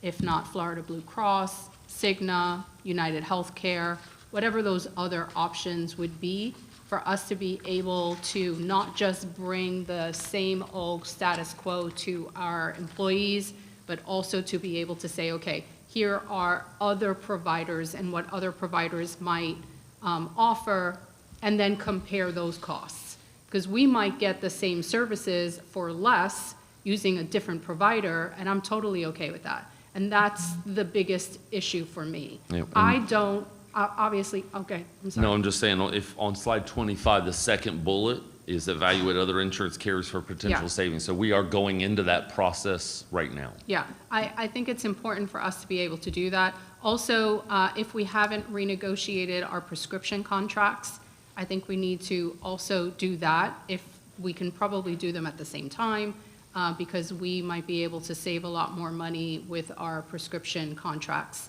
And- Fortunately, prescriptions is one of the areas where we were able to get into a consortium early on. We're only one of 4 governmental agencies left in there. It's private. So we do get really, really good rebates and pricing on our prescription plan, and we're grandfathered into that consortium still. But we do bid it out and price it on its cycle. on its cycle, but maybe in considering the situation that we're in, get ahead of the game, don't wait for the cycle, and maybe do those kind of simultaneously, and then see if we can look at some other feasible options that way. Of course, I'm just talking about, health and Prescription. and prescription in those 2 areas. Okay. Then the other thing is, other question, are we getting the rebates that we're entitled to on prescription costs? Are we getting those right away? Is there a lag in time that we get those rebates? How quickly is the turnaround for the prescription rebates? So, and I can share that we review those on a month-to-month. So there'll be 2 months where we get no rebates, and then we'll get like $1 million rebate. So Jim Higgins in our finance department is on that like a bulldog. I mean, he is on that every single day. And when I walk by his office, he'll say, every day I say, did we get rebates today? Did we get rebates today? So we push that as fast as we can, but there is a lag between when we get them, and that was my example of the fund balance. Today might be negative 200. We get a $1.5 million rebate tomorrow. That's different. But yes, we monitor those daily. Okay. The next thing that I was going to ask is, have we taken a look at any fraud claims fraud, fraudulent claims that may have happened? I mean, considering there are a high number of claims that came in, have we had some kind of audit into that? We're actually engaging in an audit that doesn't cost us anything, and we've done this in the past. It had been about 5 years, so we're actually already engaged with a vendor who will go through and look at every one of those claims, and then if there's something wrong, they'll go to Florida Blue, they'll go to whatever and change those rebates. So we are in the middle of that type of audit now of all the claims. Good. I think that's important as well, because in 2018, Jimmy Petronis found $1.4 million in an acupuncturist here in Indian River County who was submitting some pretty fraudulent claims to Florida Blue Cross Blue Shield, and it was dire. So if We've been, no pun. yeah, no. No pun. We've engaged with a company called Fin Health who specializes in that. And we're in the middle of that process now. Because it might, I mean, I think if we can do all these things at the same time, thank you. I'm glad that you're shaking your head, yes. If we can do all these things at the same time, I tip my hat off to you because it's a big haul, but I think that it is important if at the end of all of this, we can not raise insurance premiums, that would be the ultimate goal. I mean, that's really, my focus is I do not want to hurt employees any more than they're already hurting. And some of the recommended changes in premiums, up $1,100 a month, that's just crazy. But anyway, so some of these questions came to mind, so I'm glad that we're on it.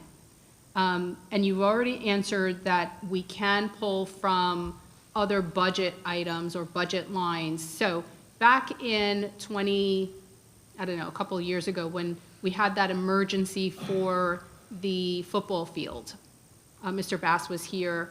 The football field was flooded, and we needed to find monies to replace the field. We didn't have $2 million, but somehow or another, there was a deep dive into some capital projects that had more saved than what was previously budgeted, and we found $2 million to begin the replacement of the football field. We need to do that.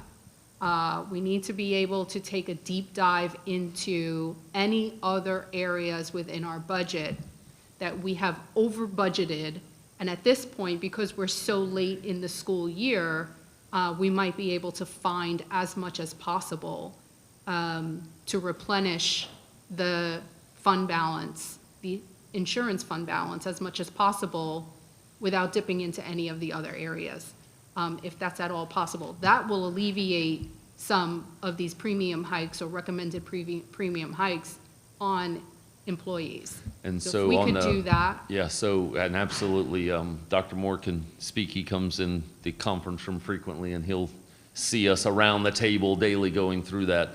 So that, and we did that on our innovation. That's how we're redesigning our middle schools, through cost savings on projects. When a light falls at Vero Beach High School and we can fix it. Just to be clear, those are capital dollars. Capital dollars have a restriction on what you can use for general fund expenditures. You can pay for the maintenance workers that maintain our buildings, and you can pay for property casualty insurance, which we do. So our $285,000 premium for property casualty, well, actually, we pay for that out of capital. But you cannot pay for general fund or health insurance out of the capital fund or the food service or the federal or the extended day so the general fund is the only fund that can intertransfer with the health insurance fund. Yeah, no, I understand, but there was a recent law that passed that allowed for some, and I'm not well-versed in it, so, but I believe that there was some leverage for some of the capital projects that you might be able to. Yeah, bus drivers was added a few years ago, and now, besides property casualty, they're working on other insurance premiums, not health insurance premiums, but other premiums, workers' comp that you could cover. I believe Senator Simons, and I've not seen if it's died, has a bill currently working this way that would allow some more additional flexibility on Okay. capital dollars to be used for general Maybe it is. expenses. That is not passed. What I can tell you, and when we go through the budget cycle, you see, we are leveraging absolutely every penny of capital towards general that we possibly can. We budgeted transfer of $12.5 million of capital to general every year to help fund that. Okay. So. But to your point, we are going through every single line to try to offset as long as we can in that general fund. Okay. So let me come down here. So I have another concern with regard to retirees. Now, I know that retirees are they pay 100% of their premiums. The board, the school district doesn't pay into their health coverage.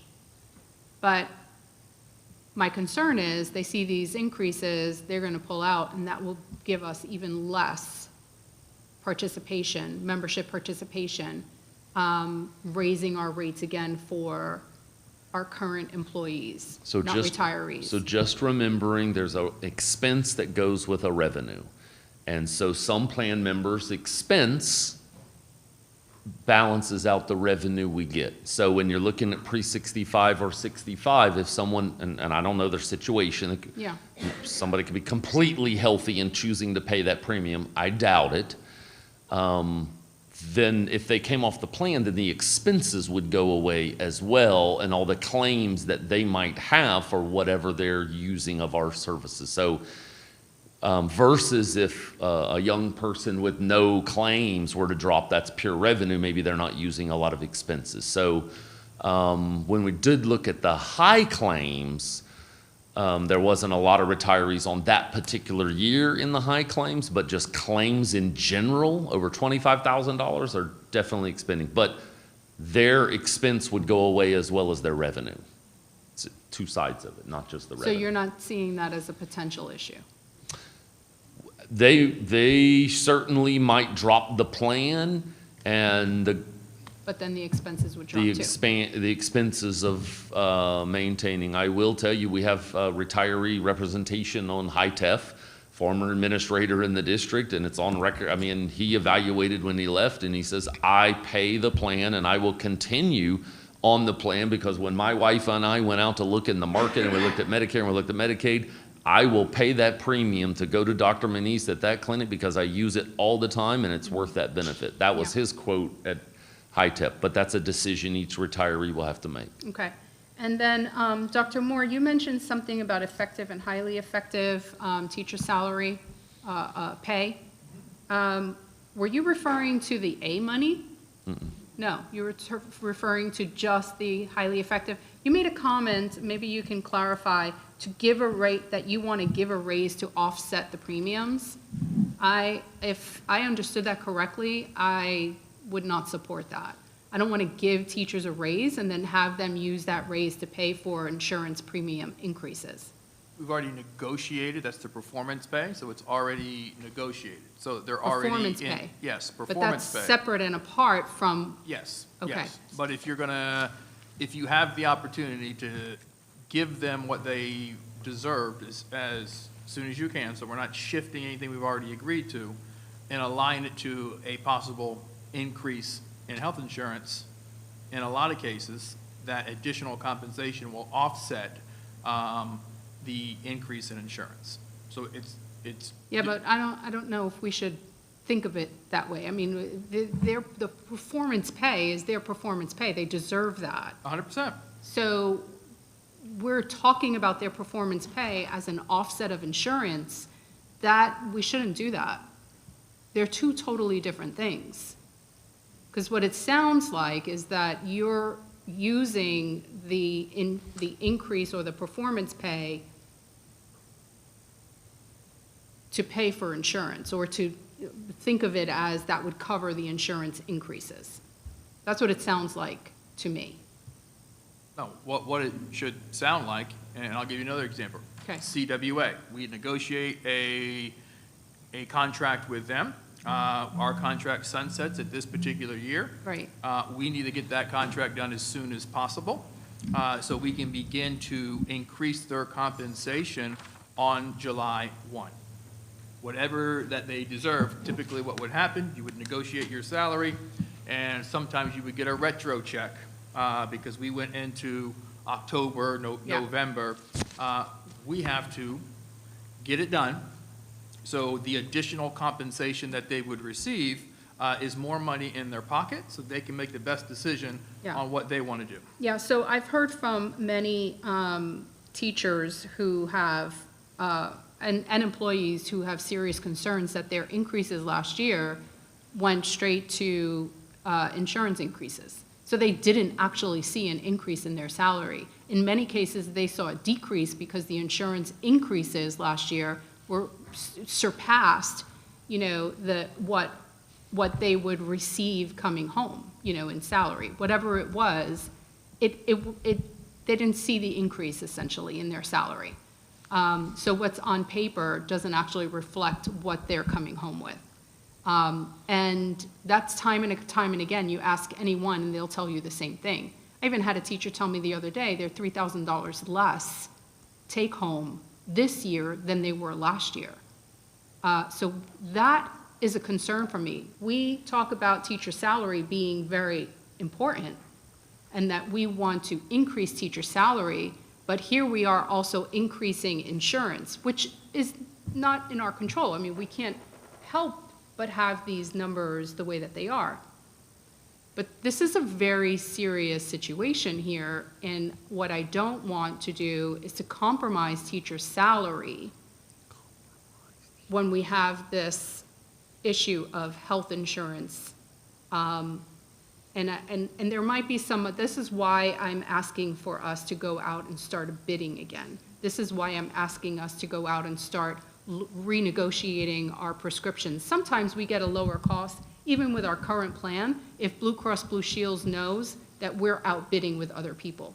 Sometimes they'll come back and they'll say, okay, we know that you're bidding, we don't want to lose your business. Let's renegotiate the current costs on the plans that we have now. If that would benefit us, then why not, right? So I don't want us to do that. I want us to be able to look at those two things separately. Have we considered, I know we talked about at some point I may misquote this, the Florida, Fleet. the what? Fleet? No, I don't know if it was that. Florida Educator Health Insurance Trust. Was it that one? Was it with FADS? Yeah, so can you talk a little bit about that again? Yeah, so I think that's on slide 27 as well. I'll make an analogy to our risk pool. We are in a consortium with 7 districts for risk sharing called SCRIM. And that is a risk sharing pool. They bid out our property casualty at the Lloyd's of London based on all of our memberships. That's a consortium. Fleet is a health trust. So what they do, their model is you would pay a per member per month price. Our current price to join Fleet, if we were to join and get all their services, would equate to about $425,000 a year in premium costs to them.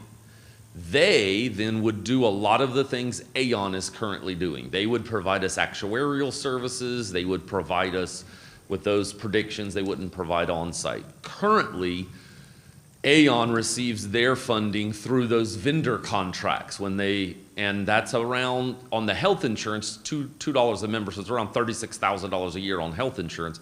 It's about $285,000 total, the cost rebates that Aon gets.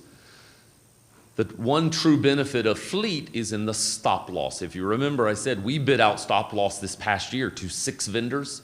5 vendors looked at our claims and refused to bid. They said, we won't make money on your product. We are not going to bid. Thankfully, our current vendor did bid. There was an increase in the cost to provide it.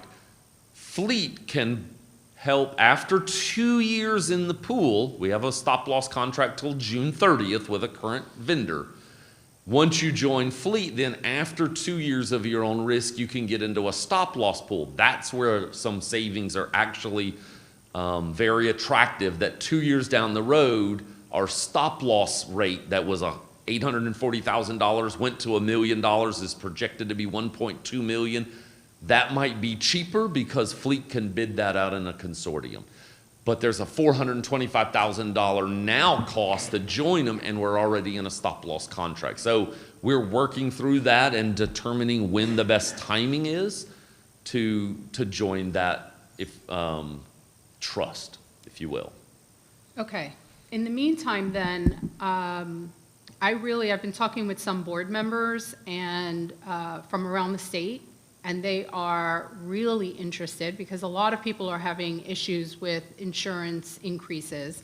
They're really interested as well in the idea of some kind of consortium within school districts.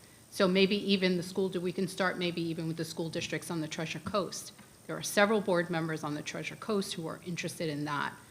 If not, maybe other board members, other districts around the state, whomever might be interested, because the more membership we have within the pool, the less premiums would be on the actual membership. And we know this, the State Department, their membership only pays $50 a month.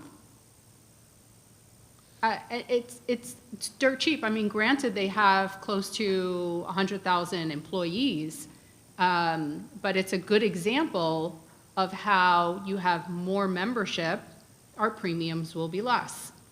And if we had more districts involved, we wouldn't have to be self-insured. We can go fully insured, let the insurance company handle whatever we would handle if we were self-insured, obviously. In that case, what has affected us in terms of our claims might not seem as drastic to some of the providers who might be interested. We wouldn't get dropped or anything like that because there were more people, and other districts who do not have as many claims could pick up, some of that slack. So in that case, it might even out. But I am certainly interested if we can at least engage in conversation about that, some kind of consortium or co-op, insurance co-op or something like that.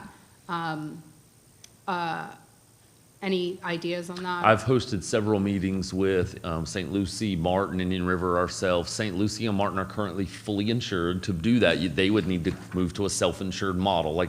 No, they're fully. Why don't we move to fully and join? To join Fleet or to do those things, you have to be self-insured to do that. So they would, for St. Lucie or Martin to join Fleet, they would need to go to or to join a different, they would need to go self-insured, and then we would have to have someone establish, be the fiduciary rates. It's complicated to create a consortium. It's done. Shrimp has done it, but so they are fully insured. We are self-insured. They would have to shift if they wanted to. Or we would have to shift to them and not pay attention to Fleet and not go the Fleet route.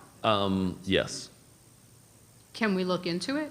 I have been looking into it and meeting with them. At this time, I don't have anybody saying, hey, we want to step up and be the fiduciary and go through that work, but I'm in constant contact with them. Okay, because I honestly think that, I don't even know, some people are against it, but even if we were to join in with our county employees, I don't know what's happening over there, but again, the idea is to build the membership so that the premiums are as low as possible. Is county self-insured? I do not know. That's an interesting point. Yeah, county, sheriff, at the very least, and the school district here in Indian River. You have, never know. I've even talked about actually opening up or suggesting the clinic be extended to county employees so that, again, even that's less, and opening up another location on the north side of, on the south side of campus. So we had one south and one, ours is middle, but rather than just have one clinic. St. Lucie County does that. They have multiple clinics around St. Lucie, and it just works. Okay.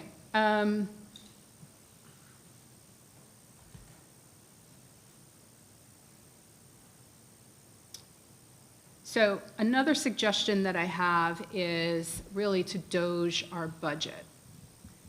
I know that Dr. Posca brought this up quite a while ago, not that long ago.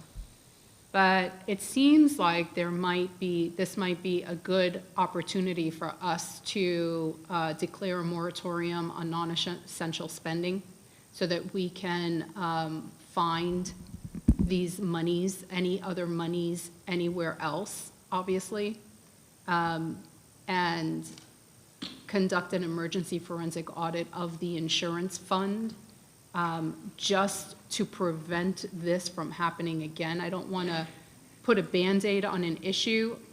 We can kind of fix the symptom, but we need to go down to the root of the issue and maybe not get to this place again. One of the slides that you have up here shows that we're at a zero negative fund balance, when we are legally responsible for keeping a $3.4 million fund balance there. So I understand that you're saying that cash-wise, we have the 3.4 million, but what we're, in the transaction of coming and going and paying and waiting for bills to come in and sending out those checks, this is what the actual is. But I don't want to put up a zero fund balance to the public, which is what was on that slide, and make it seem as if we're literally at zero cash. And that seems to be And just a for the conflict in the public, that information. fund balance that we're talking about is specifically just in the one health insurance fund. health insurance. It's not our general fund. Not general. No, I know, I'm talking Yeah. health insurance fund. Just the health insurance fund that was presented here was at zero, and you said that it's at Projected. negative 200. No, you said right now it's negative Yes. 35,000. But 2 days ago, on January 28th, you presented to HITEF that we were at $598,000. What's that? So again, those fund balances change. When those rebates come in and we get $2 million of Yeah, rebates, that would, so Yeah. so when people ask me, it's day to day. That's why I go by June 30th. That ends the books. That's our target, and we have to get there. But on a day-to-day basis, yes, the fund balance changes based on when we get our payroll checks from everybody, that we get revenue that goes into the fund and we account for it. Yeah, no, this one is definitely Yeah. better, 200 and something negative versus 598 negative. I mean, this is definitely the better number. But nonetheless, it's not that that's not the actual. Right now, we're just waiting for those transactions to happen. And if those transactions happened right now, then we would definitely be negative $235,000, which we don't want. 235,000, right? Okay, which we don't want. So I think, an audit of our insurance fund is really important for us. And this is not pointing fingers or anything like that. This is about the board members being responsible for knowing what's in our fund budget, insurance fund. Of course, I'm just saying insurance fund, I'm not saying general fund, because, this is serious stuff. The other thing, go ahead, David. Well, I was going to say, we do know. That's what this whole process is about. They look at it monthly. I think we do know what's in the fund, and there's several ways to cure it. Change the plan, lower the benefits offered on the plan, raise the premiums, or put more out of the general budget, and we can fix the plan. So we want to put it out of the general budget, what do we want to give up? Or what do we have? I mean, I know we just consolidated schools, so you've got that amount of money that you were probably planning to use for something. So we haven't seen next year's budget obviously yet. So we'll take that money and put it towards this. I mean, there's 3 or 4 things that you can do. It's a memo fund that does have a state qualification to it. And yes, we either have to have it at that fund or show that we're working towards it. But it's more revenue. You got to reduce the plan cost or you've got to raise the revenue, or you've got to contribute more from the general fund at the expense of something else. All three are viable options, and I Well, think that- we can do some combination of all three. Well, I don't disagree with you there. That's why I've recommended that we go out to bid for some other, you know, I think that's fine. more. Yeah. But we have a dip in our, there's a dip in the fund balance going back to 2024. And we've kind of been told that it's getting lower and lower, but we've never really taken strong action like we're looking to take right now.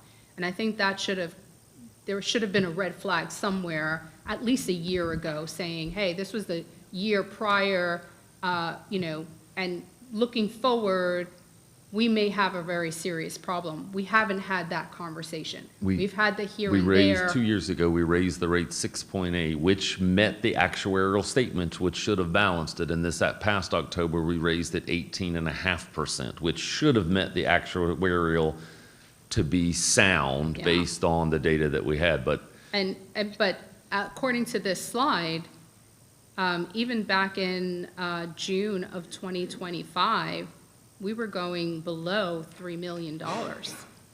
June of 2025, and then in October of 25, recently after that, that 18.5% took $2.6 million of general fund budget to the fund. So when we raised the general funds budget contribution from 747 to 885, that added $2.6 million of revenue to the fund, and then We don't see- employees also went up 18.5. Yeah, but we don't see that here in that chart.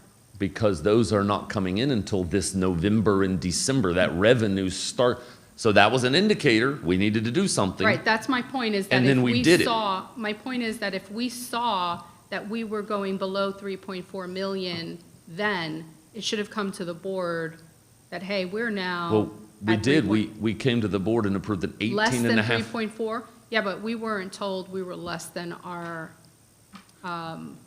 We were very close to Safe harbor. safe harbor at that point. And that's why we recommended an 18.5% increase, but that revenue didn't come in until this past November is the first time you're realizing October's revenue. So in August, right after that, we did an open enrollment with brand-new premiums. They selected all their premiums, and that went into effect October, and then we have November, December to see. And unfortunately, that new revenue, which you saw the green line go up quite a bit, didn't match the increase in expenses that are actually happening. well, I'm glad that we are not raising the rates now. Because we already promised everyone that they would have these rates for an entire year. And I would not be in support of raising them mid-year, mid-cycle. That's not fair, that's not right. Then they wouldn't trust us when we say, in October, we're not gonna raise them again. But then, come October, who's to say that we won't come again and say, oh, well, you know we said that, but there's another situation that we need to. So I'm glad that we're not considering that right now, and that we're just going to let the cycle play itself out. There's another thing that, let me see if I can get there.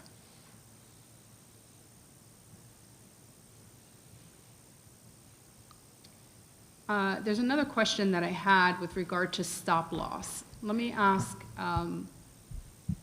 is there a cap at the stop loss insurance that we have? Do they ever say, you know, if you use a certain, like you said, we had $2.4 million, we're averaging $2.4 million a month in claims over the last 3 months? I think I got that number correctly. If that's the case, does stop loss ever get to a cap? So stop loss is for high claims, not for all your claims. So let's say you had, for example, we just looked at our claims at 25,000 and more, a very low threshold, kind of low. We have 70 medical claims at $25,000 or more, and they total 3.8 million. We have 29 prescription claims at 25,000, and they total 1.8 million. So 4 and 2, that's $6 million of claims, nowhere near stop loss. Right. It's the volume of the middle claims as well, not. So on the stop loss, what it does is it caps you at 250, caps you at 250. So you're not getting multi-million-dollar claims, but you're $40,000 claim, $40,000 claim here, $55,000. Okay. Those claims do not have anything to do with stop loss. Okay. So I didn't know, is there a bidding process with stop loss as Yes. well? I think you mentioned that. That's what I was saying. We Okay, put that's it what you out to mentioned. bid every year. We put it out this last year to 6 vendors, and 5 vendors And looked at our only one- experience and refused to bid. And only one came back. Our current provider stuck with us, and we had a rate increase. We went from $840,000 a year to $1 million a year and increase in the plan. And Okay. part of that was factored into the 18.5% increase that we did. But that increase of $200,000, just to be clear, that increase of $250,000 is about a 1% impact to the plan. 4.2 million in medical, those are, so bidding out Blue Cross Blue Shield, for example, we are bidding all those vendors. And it came to me, our Blue Cross Blue Shield, we just negotiated recently, is in 27 when that contract is up. But just to be clear, that doesn't solve a $7 million problem. That's a piece of it. So bidding everyone out might save us $60,000 here, which is good. But it's the actual cost of the claims after you pay all the deductibles. So when you have that many just at 25,000, there's no stop loss to affect it, it's just claims. Okay. So I have some examples, and of course, these are just examples of what it might be like for a person, a support staff person on a salary of $31,929. This I've taken from our salary schedule. So just pull the number 31,900. If they were on that salary and then they chose the low family plan at $17,700 a year, that means that their salary would actually, take home, or what would be left would be $14,229 of a $31,000, close to $32,000 salary. Not including taxes or the required retirement, 3% that they have to put in for retirement, FRS, vision, dental, life insurance, all those extra stuff, all the other things, not including any of those other things, that salary or that take-home would be $1,800 and $1,185 a month. No one could live on that. No one can live on that. A support staff of, let's say, a data specialist. Data specialist makes $39,200 a month, a year, annual. On the low family plan of $17,700 a month, a year, sorry, their take home or their salary thereafter would be $21,500. Again, not counting taxes and retirement and, all the other things. You're talking about $1,791 a month.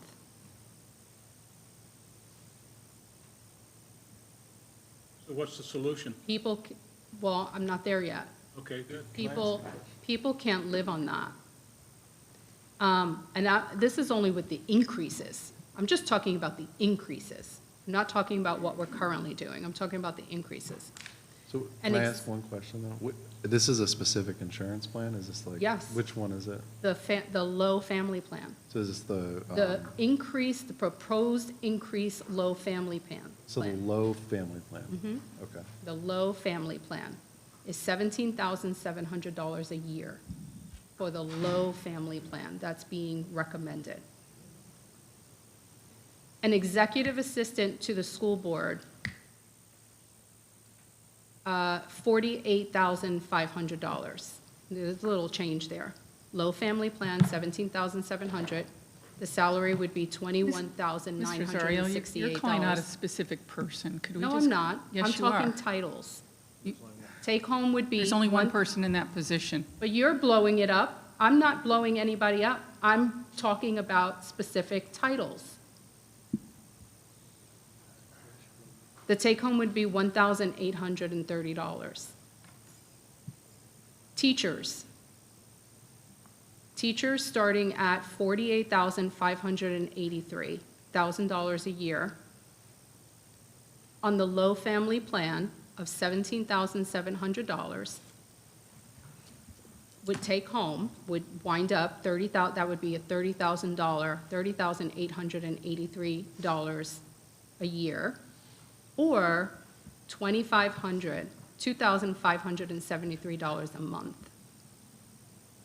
Just the increase on that low family plan alone. I don't even know where you can find rent for $2,500 a month nowadays, maybe $2,300 a month. I'm not saying that we don't need to talk about an increase, because clearly we do in premiums. I just think that the increases here are obscene. I think they are way too high for people to go from June of having a particular salary and then July having up to $1,100 increase a month if they're on that high plan. So again, these are very, very guesstimate, no taxes involved, none of the other, no frills, none of the other stuff. So Mr. Dyer is not here, but my request for the solution would be that we exhaust every single thing in our power, everything. Every single line budget, everything, which is why I'm calling for a moratorium, so that we can see where else can we get. Because if these claims are just an anomaly, which God willing they will be, they are, then eventually, the fund will kind of level out again. And that's the hope and the prayer. I'd like to end with saying that a few years ago, Mrs. Berenborg and I were board members then. I don't know if Dr. Jones was. There was a recommendation by HITEF that our insurance premiums be raised something crazy. I'm just going to throw out some numbers because it literally was a lot. It was, let's say we were at 5%, they wanted us to go to like 15%. It was just whatever it was. And the board recognized that HITEF is just a recommending agency or a recommending organization. They just make recommendations. The final decision is up to the board. And the board at the time said, no, that's too much. We're not going to impose that on our employees when we don't really know what the trend will be moving forward. Even though you're looking at the past trend, we decided to settle somewhere in the middle. And I'm glad we did, because our rates didn't go up. It might have been one of those days, one of those time periods that we were kind of linear. And it was a good decision on our part, and I'm glad that we did that. I'm glad we didn't raise it as high as the recommended was.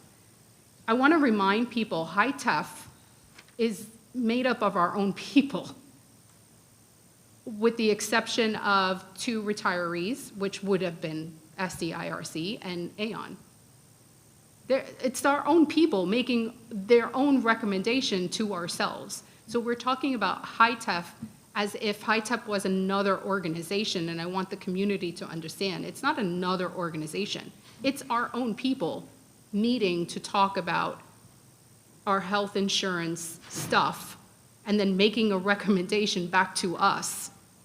So there isn't like a happy pill here. But I do hope that we are very, very conservative at best and reevaluating these recommendations that are up here, because I think these will put people at a level of poverty that they've never seen before. Families will not be able to sustain single parent households. Every family, never mind single, every family. These are astronomical at a time in our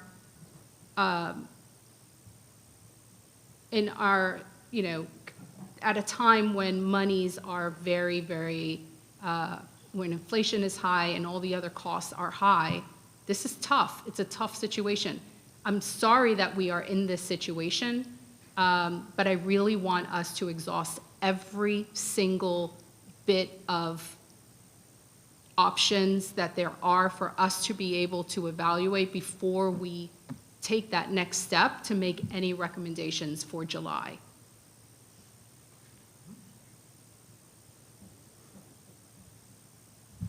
Are you done? Thank you. Yes. Okay, a couple of things. Just kind of, since I just came back from Tallahassee, there are some kind of positives moving around, and one of them is the governor's priority is to give $1.56 billion for teachers this year, which is a $200 million increase. However, they've got to agree, the Senate and the House have to agree, but there are two bills going through, one on the Senate side, one on the House side, very positive, calling it the Save Our Teachers Act. To increase salaries. My suggestion would be things like what you just discussed with exact salaries of a group of people. Give that to representatives and senators, because they need to hear the exact costs that are happening to people trying to work in this district and trying to do a good thing. And if they see specifics, that's what they want, because when they're fighting for a bill, especially if you give it to the bill sponsor, they're going to give out specifics, and if you give them a really good one, they're going to take it and run with it, because they want that to be able to move their bills. So that's kind of a nice thing that's happening. A couple things. You mentioned 1/4 of our employees are on the low plan, and then later on you said that most of our employees are on the low plan. So which is it?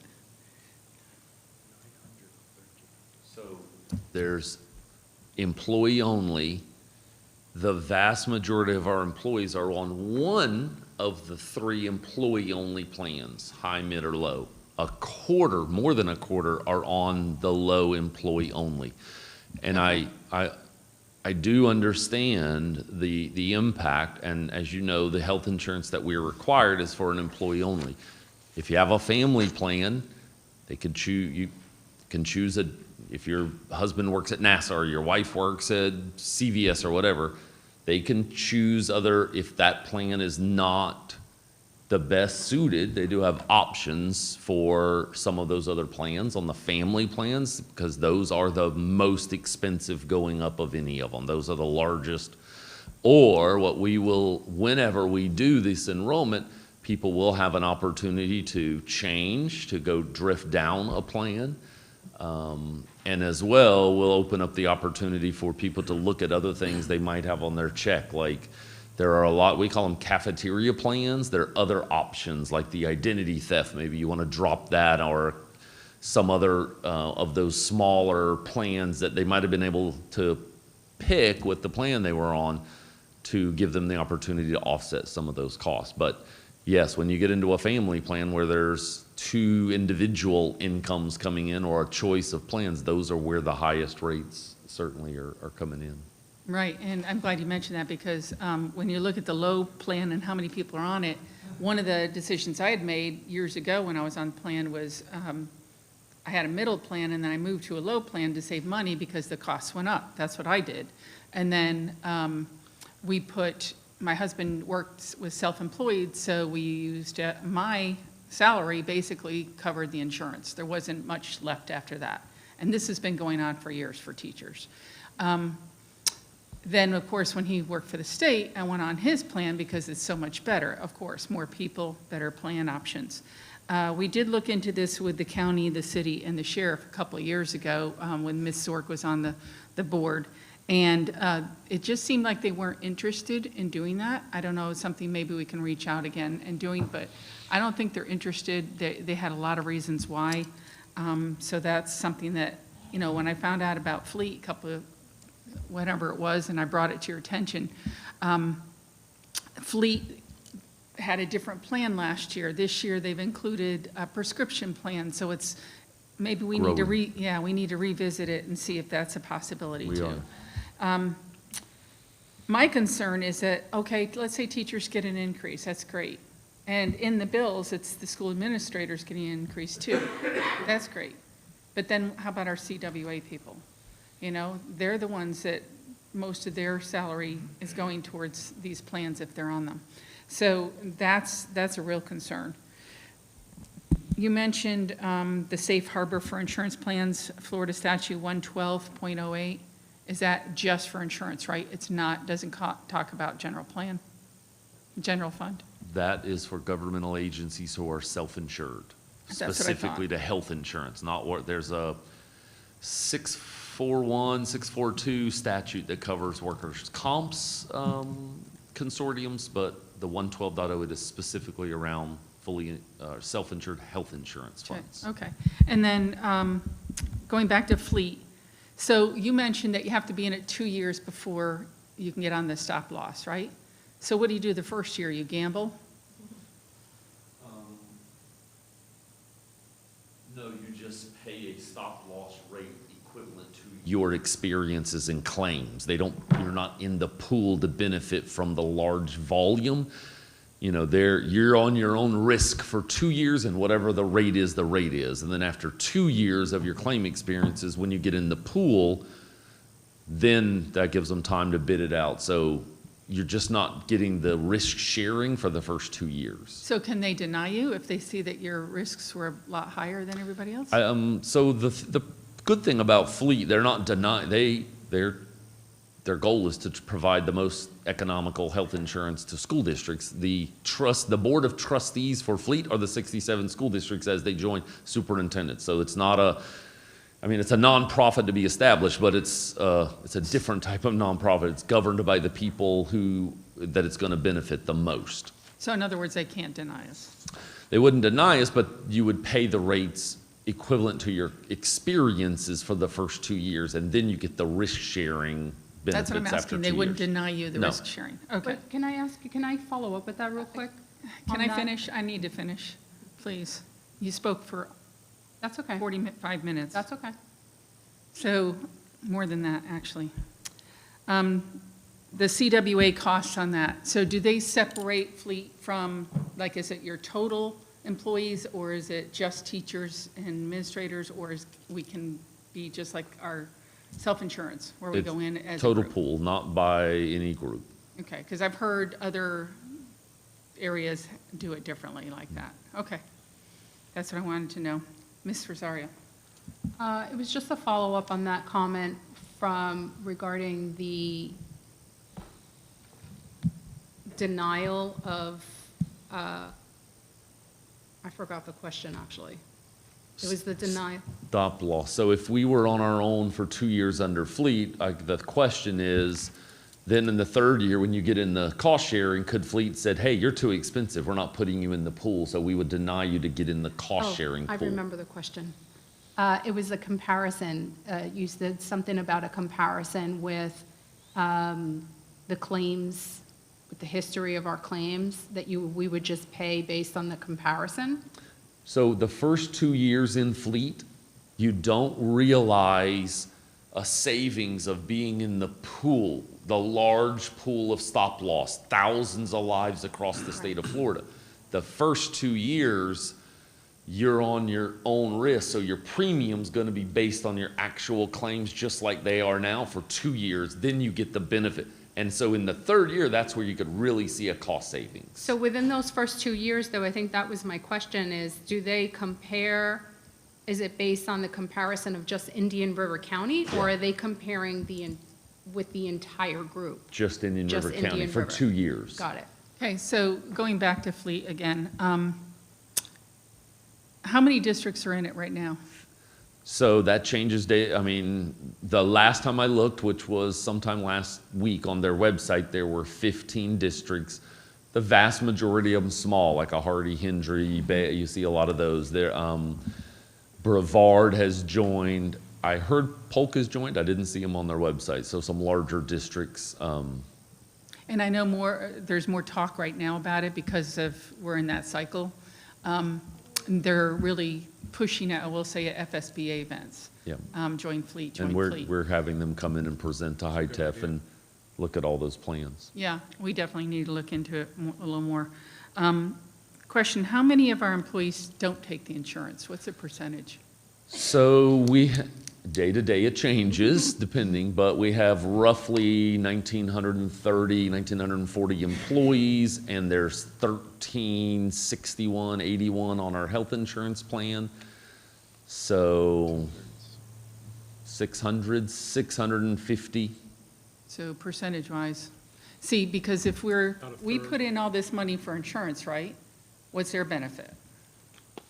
So that was kind of my example, when we're talking about a Martin County putting $6,500 into health insurance and the extra $4,000 into a raise for everyone, so that someone who chooses their husband or wife's family plan at a different work location has that $4,000 of revenue as salary increase to make those choices, where it's a really, really strong benefit to the people on our plan to get $10,620 towards it, but the people who aren't on the plan aren't getting that employee benefit. So, They used to get, hold on one second, they used to get like 450 or something. It was $453, and then it was $540 for a long time, and then it went up $6, $7, and it's $885 a month right now. No, I'm talking about the Oh. people not on the plan. They used to get, $40 a month, charge Snyder, it's, that's for flex, right? yeah. And Okay, so they got the again, the flex thought plan. process when that was done, that benefit is to people who pick our insurance, so we have enough people who pick insurance to have a pool so that it's lower. You want to incentivize people to be on the Right. plan. If you incentivize people to leave the plan, then you have a bigger problem for the people left on the plan. I agree. Mr. so Dyer? you're saying we spend, let me understand this, $10,600 per person in the plan or per total employees? So general fund contribution to an employee for health insurance is $885 per month per employee, which is $10,620 a The year. employees are calculated by those in the plan or all employees to get that number? Well, the number is just the number of people on the plan. They get that benefit. So 885 times the 1,600 people that are in the plan, plus their families or whatever that is about what you're contributing? So it's only per employee. So if I cover my family, the 885 doesn't change. So right now, we have about 1,391 or 92 active, not retirees. Right. There are retirees in that 1,600 number. So if we were to, for example, when it went from 747 to 885 last year, the 18 and a half, 885 minus 747, it went up $138 per employee times 12 times the 1,392 members on the plan. Okay. So that's 2.4 million. Now, it actually was 2.6 million back then. There were more on the plan. So the general fund contribution increased 2.6 million last October as additional revenue for those 1,390 people on the plan. That was the contribution. So basically, if I'm reading into that versus Martin and the rest, it seems like that you're on the right path with premiums for those that are in the plan or choose that type of plan and try to do more in salary for everybody else. I mean, maybe the fact that we have been more generous in benefits by 10,600 versus whatever it is, over $3,000 a person, that could have gone to maybe $2,000 a person in the system as a salary increase. So, I guess you have to look at them both together to try to understand it. Well, And the question and the is tax it doesn't benefit- look like that you're getting, I'm sorry. And the tax benefit, if it's in the. Well, there is a tax benefit, but I'm not so sure that is, the perception of the tax benefit is worth what you may be losing in salary. I mean, my general experience with benefits is you never get credit for them, no matter what you do. And so you're probably better off just to do it in salary, and then let people decide. So So- I have one other thing I wanted to say. We don't have a sales tax that we bring in, right? But just so everyone knows, Martin and St. Lucie have a .05 sales tax that they get for their school districts.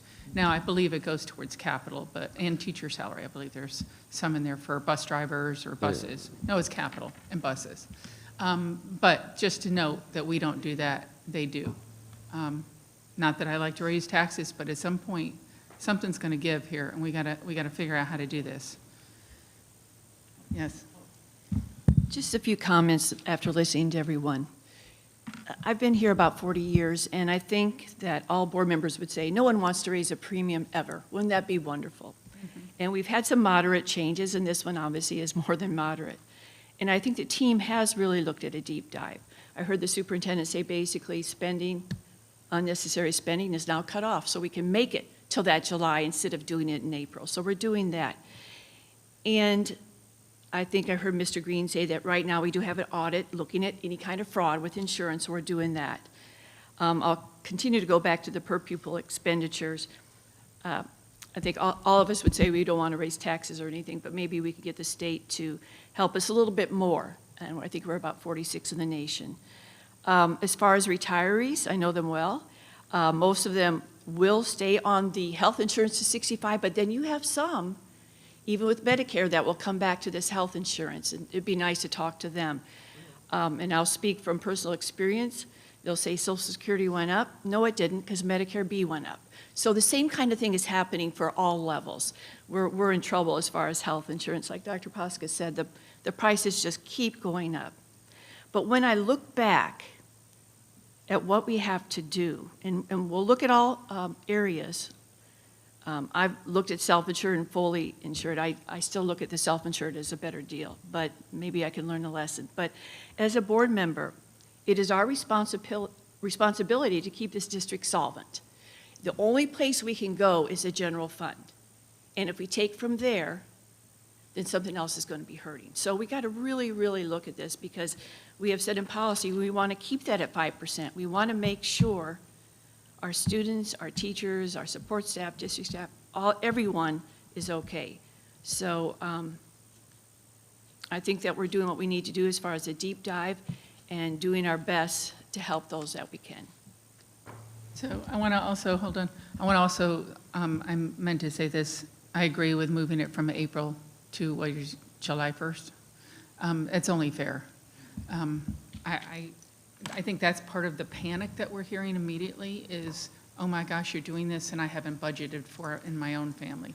So I don't think we can do that. Ms. Rosario? A question about fleet, a couple questions about fleet, and then something else that I thought about. Fleet, like Brevard or any of these other districts, do we know what the cost savings is for their members? Has there been a cost savings? Is it worth it for them? I mean, clearly they chose that as an option for a reason. It's very, very new. Districts are just now coming on, so it's hard. I don't have that data. I have anecdotal data from people outside the district that some of the districts realized savings right away because they might not be in the consortium prescription drug group we are, and they're paying high premiums for prescriptions, so they were able to save them. When you compare to what we're in, our prescription costs are already much lower than that. And then there are other districts who are saying, and again, this is anecdotal from CFOs and other people I talked to, saying, oh, it wasn't exactly what we thought. It's going to take a couple years to get to that saving. So I don't have. But it's not more. It's brand new as far as they're coming on, so it's going to, and they won't even get the stop loss savings for 2 years. So Right. some of that stuff is going to take longer to realize the savings and understand it. Okay. And then the next question is with regard to fleet. Do the fleet group, I don't even know what they're called, is the fleet group of membership, do they receive one option for provider? Or do they receive multiple? Like if you go to the state website, the state offers Blue Cross Blue Shield, Cigna. Actually, I think they offer 3. Blue Cross Blue Shield, Cigna, and United Healthcare. Or So I think this is the important differentiation that I tried to make earlier. When you go into a consortium, you're going to pick a plan. If there are 5 districts in there, you're going to pick a plan for the 5 districts. Fleet, you still are self-insured. You still design your own plans. You Okay. still pick your own vendors. but they are going to take over some of Aon's work, and Got they it. will provide actuarial services. They will provide consulting. And then the stop loss is the pool where you Okay. might be able to provide the savings. I understand. So we would still be responsible for selecting our own provider for our own membership, And they, even though we are involved in this fleet. yes, and consortium. instead of Aon putting out to the world a bid for us, or Brown & Brown, whoever we used to use, Fleet would put would. out a bid for prescription or I medical understand. costs and select someone that we would pay. Okay, that makes sense. That doesn't, Mr. Dyer? I'm sorry, that doesn't sound like a big enough savings, because you said it's only $285,000 plus whatever the difference is in stop loss. I mean, the only way that you make this thing work is if you get more people in the plan. So the idea is for everybody to pick the same plan that works in the state or in your area, and that's how you get the savings, by spreading the risk over a larger pool. You're not going, the only thing you're getting is you got $285,000 worth of savings from Aon that maybe you can get. That's not big enough. That's not the way to do it. I mean, So the I stop, don't think. There right. there might be more to it that we don't really know. There might Not be, huge. The The huge part is in the claims. claims and the people themselves that are in the plan to design a plan that works where you spread risk over a bigger pool. So the districts that have found savings are districts, and this is difficult to say, might not have monitored their plans as closely as we do a month to month, and they were paying overpriced on certain things, and Fleet helped them bid out and get lower bidded prices. That's what so it helped them in year one bid out some lower prices, but overall, it's not a risk-sharing pool for medical. That's the biggest. Now, maybe there's some new coming on the prescription that I gotta Yeah, hear, but I heard the new stop stuff. loss is the pool currently. So So, Dr. Moore, when is it exactly that the board has to vote on this? Because you're going to be presenting it to schools, and those numbers, we might get another month or two of numbers. So when are you asking us to vote on this? So we are in negotiations. We've already had one session with IRCEA. We circle back with CWA the following week. Our goal is to figure this out and bring a recommendation in February so we can begin to have this shift. A lot of the conversations that we had today regarding the structures or systems that we have in place to ensure that we are maximizing every single dollar in this system, we continue to do that. The investment that I'm asking the board to contribute of $1.7 million inside of this year within your general fund, that's significant. And it's going to require the partnership of every single individual who has the ability to spend money to make that a reality.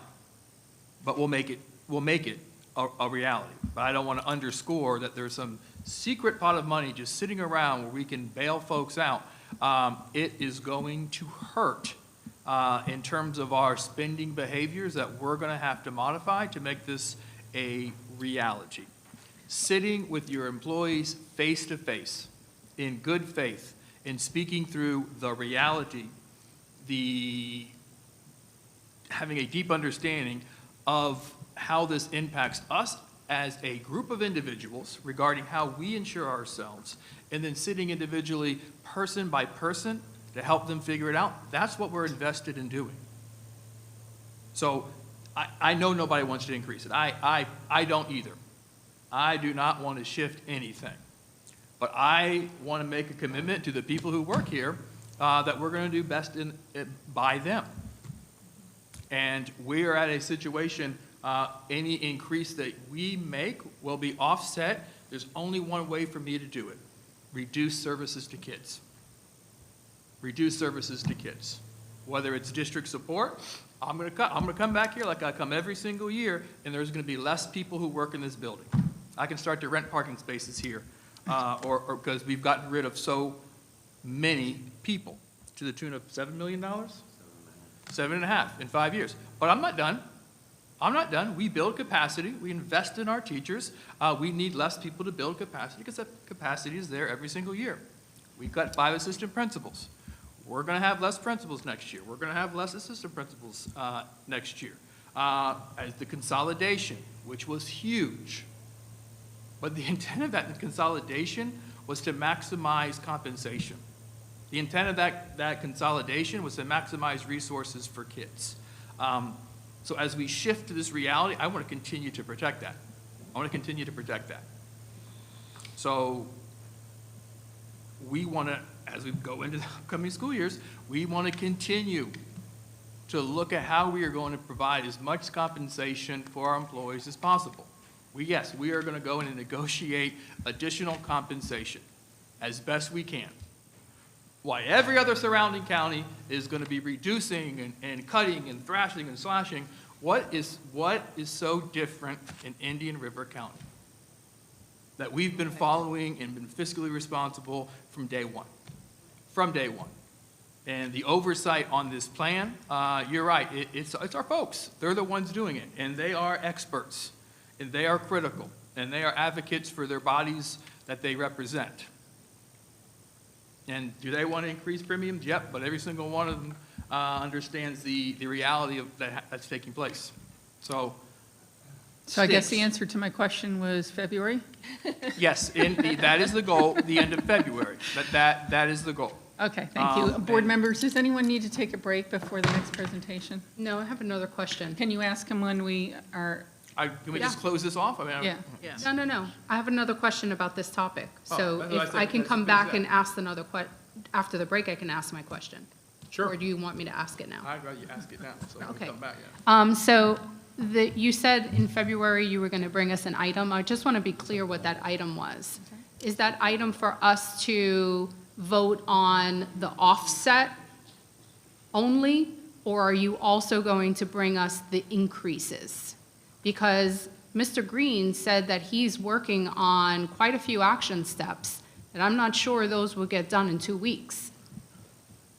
And that includes bidding and renegotiating and evaluating other insurance carriers and Okay, good. reviewing, all these other things. So, good question. Thank you. The impact of the shifts and what's going to get us through October would be the action. A number of the conversations you all had today. So that would include the increases in premium. in But premium- he hasn't done any bidding. No, to get us to October, where we're looking at different options, different plans, that's a whole different body of work. The item that I would bring us to a conclusion come October, and there's a whole other shifts and changes and modifications that would need to take place from moving forward from October. What about if you were to, just to talk about that October plan, what about taking the 1,600 employees,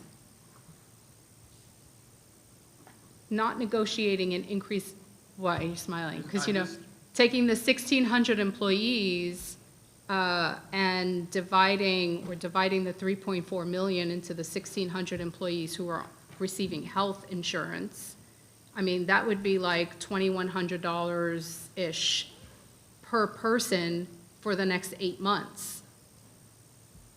Or maybe not. I may have done the math wrong, but have we considered just that? Because that would be way less than some of these insurance increases, or the premium increases. This is where it'd be better to allow Bruce to answer than me. You don't have to answer Well, I now, but that think might the be, initial response is the overwhelming majority of employees are just employing themselves as an employee. Everything else I'm is just an talking about additional those expense. that are receiving health insurance. Right, but the cost covers everyone who's insured, which is That's what I'm saying. 1,600 people. That's exactly what I'm talking about. How would you do that? So, Just think about it, because if there might be another way, and then you can give Bruce enough time to actually go for bidding. That might be what, Yeah. just throwing it out, I'm not saying that we need to enter into a whole new discussion about it, but Can I make another one- option might be, Can I make Dr. one Proska, comment? go ahead. I think the root of the conversation is there's no amount of bidding, negotiating, or shopping that's going to get us anywhere near what we need. That might take a small percentage off of the total cost, but it does not solve the problem whatsoever. So we need to move on from that conversation. Thank you. Let's take a break. We'll take 10 minutes.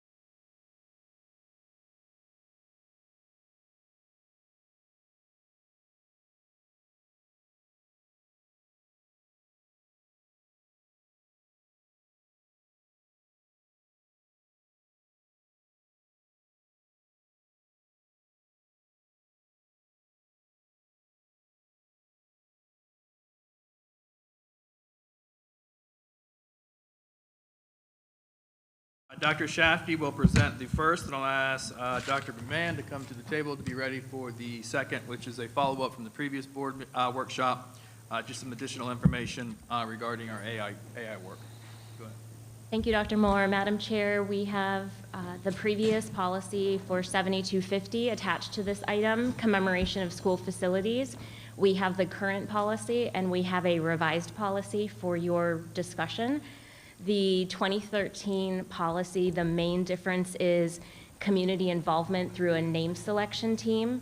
Then the policy was updated in 2023 and introduced the requirement for a community forum before a work group can be formed. And then the revised version, with the help of Ms. Enval, emphasizes a lot of the pieces that we have been working through, recognizing commemoration and shifting that name to renaming, and then some of the feedback that was discussed at the previous work group to make sure that as we move through innovation and program redesign, the day-to-day responsibilities of the recommendation rests with Dr. Moore through the community that that recommendation is serving, with the final authority being the board. There is also a section after collaborating with Ms. Envol with the duration of the name that was added. It's the final section at the end. So the revised policy is to bring clarity and to stand the test of the unanimous approval for our operational efficiency initiative. So, Ms. Envol, if I didn't miss anything. Okay. And we also clarified, if I may, we also clarified that we're talking about schools and district facilities, because it wasn't really clear to me. It always said school facilities, but you have district, this is a district facility, not here where we are. It's not a school facility. So we want to make sure we captured both of those. And thank you, this was my request, and only because it had a lot of gray to it, and it's kind of changed depending on what facility or renaming thing is coming at us. So it would be nice to have a cleanup, so I appreciate your work on this. Board members, anyone have a comment on it? My question is, how does this fit in with naming such as the FPL Bright Spot Field? If we get people from the outside that are willing to contribute to something, I mean, is that talked about in this policy? We did not have, because to me, that's more of a marketing thing, like enter into an agreement for the naming rights, right? Yeah, for naming rights or that type of thing. So perhaps if we adopt this today, then we need to come back and think about how we would do a more efficient, or the ability to do naming rights, and decide, get the board decide where and how we would do that. And, I suggested we take a look at the way some other people are doing it at some point too. Right, I mean, you bring up a good point. The playground name and naming ceremony of all that, we didn't vote on that except for the Jimmy Graves complex. So I'm fine with it, but the question is, do we need to make sure it's in a policy somewhere that it says the board needs to approve it or not? Yeah, and I think that it also ought to facilitate the fact that we could name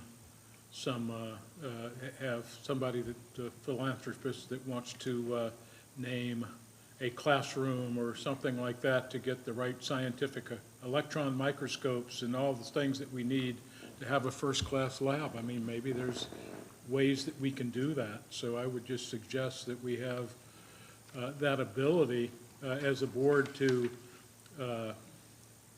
designate which things that we think may be needed, where we need outside funding that we can't do with our own district funds, that we ought to solicit somebody to help us with it. I mean, I sat at the other night in Sebastian at that teacher's Night of Stars or whatever it was called, and as I sat in the seat, I went down to the floor. I mean, it looks like we need to replace every seat in that auditorium. I mean, there's probably a lot of things around here that we can't do in normal capital that we should be doing to create, part of our new trend, world-class performing arts.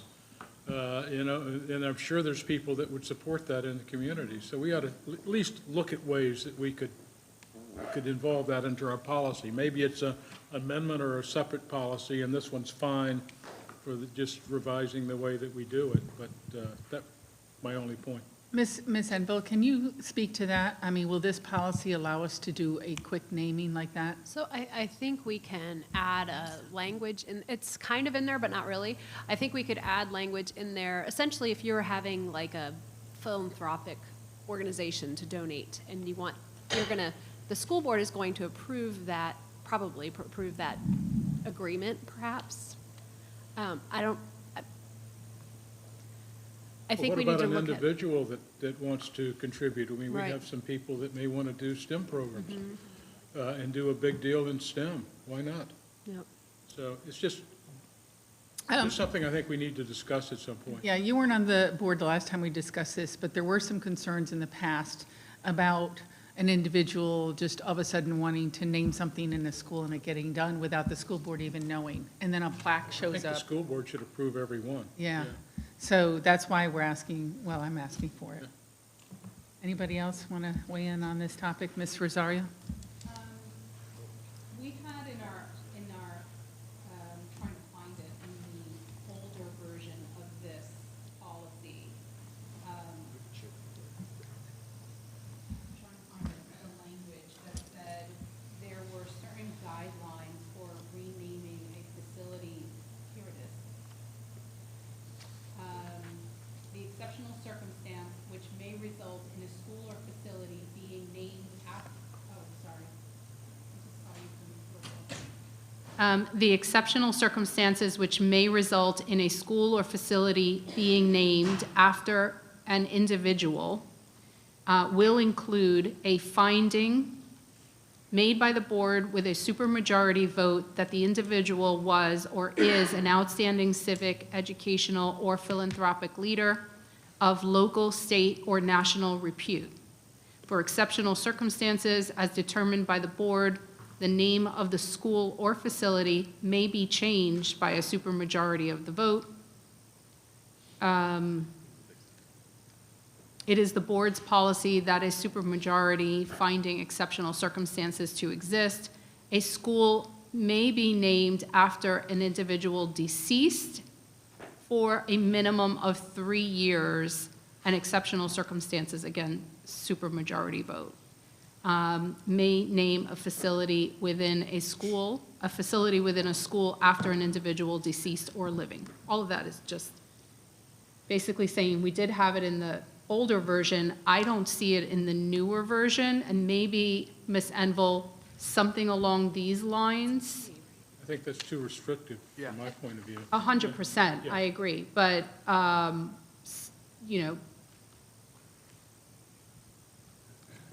maybe kind of crafting something that would, So as Amy's gonna respond, I think that is a good start, but it minimizes us for other donations on a much smaller or even larger scale, because somebody may want to give $50,000. Like, we're having conversations around renovating classrooms. This classroom brought to you by so-and-so, which funds the tech in the classroom, funds the experience the student has.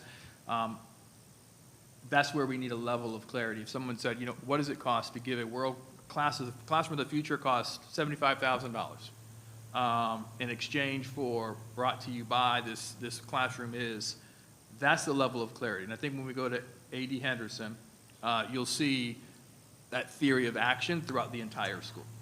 when are we going, by the way? Where Dorian's going to ask for dates before you all leave today. Okay.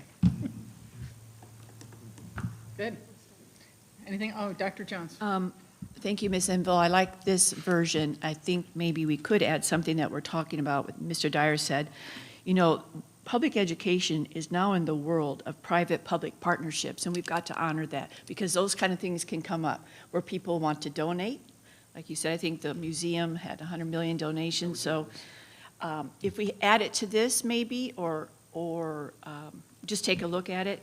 But what it says in the end is the superintendent will recommend and the board will decide. It still will all come to us through the superintendent. So I like that part, and I like that it's cleaned up. Community engagement, you know, if we're looking at schools, I don't think we will be building new schools, but we maybe renovating, whatever happens, like when Wabasso moves to Glendale and so forth. It should be the people involved with that school, the principal, the PTA, the SAC, you know, somebody who's not even involved but in the community wants, you know, we need to listen to the people where this really means a lot. I told you my kids, Glendale Gators, are still waiting to see what's going to happen when Wabasso moves there. We'll be good. But it's those kind of things in alumni that, you know, contact me and say, okay, what is this going to be? How is it still going to be tied into the community? And exceptional circumstances. We are in exceptional times with all the moves that we're making. I don't need people having this, and this before it comes here. Right. The exceptional circumstance, you can recommend to us and the board will vote. So just keep that in mind, you know? Keep that in mind on who are we doing this for? You know, who really means something to this school? Like when Wabasso moves, they're not in Wabasso anymore. So again, we need to hear from Wabasso. So keep that in mind, keeping the people who have a real interest in it, and then it comes to you and you recommend to us. Perfect. Yes, Mr. Dyer. Yeah, I mean, I don't want my comment to kind of mess up the changes, so as far as I'm concerned, we can vote on this policy, but we may need to come back and amend it or add to it or vote on it again coming up. So I mean, this is fine with me, but I just think that upon doing our research, we may come out with some other suggestions, maybe a different policy, maybe you know, what? Maybe like a marketing policy or? Or whatever, yeah, that type of thing. Or she said she might be able to write something into this one before we vote on it. Might be able to add it. Because it's workshop where we discuss Yeah, it, and then workshop, yeah. they can make changes. So Yeah, okay. I think staff and myself will circle back with Amy to see if we can't Okay. tweak or modify this Because it's policy not an as we're emergency. discussing. Yeah. I mean, we have schools that are, you know, they want to innovate, and some of that innovation begins with changes and shifts and things that ultimately would require this policy to stay the same, but I've asked them to kind of hold until we get this worked out. So we want to move as fast as we can, but not so fast that we're having to go back in other months to fix things. So we want to get it right with this policy.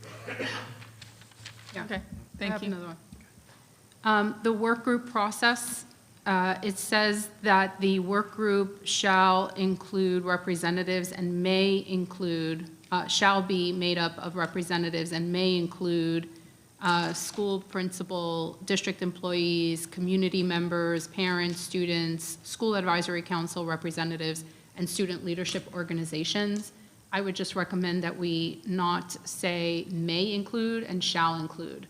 I don't want to come to a situation where we have no students that show up or no parents, you know, and because the policy says may, we don't want to, we definitely want them involved. We wanted the flexibility because if you're renaming, for example, something in this building or support services, they're not going to have a SAC or a PTA. So transportation, I mean, there are many ancillary facilities that will not be comprised of that. I understand that, but when it comes down to it, 6 months from now, 6 years from now, someone will pull this up, and at a school building, they'll say, well, we didn't need parents, so a policy needs to have some longevity and include the language of what the intent is. And our intent is to include parents and students.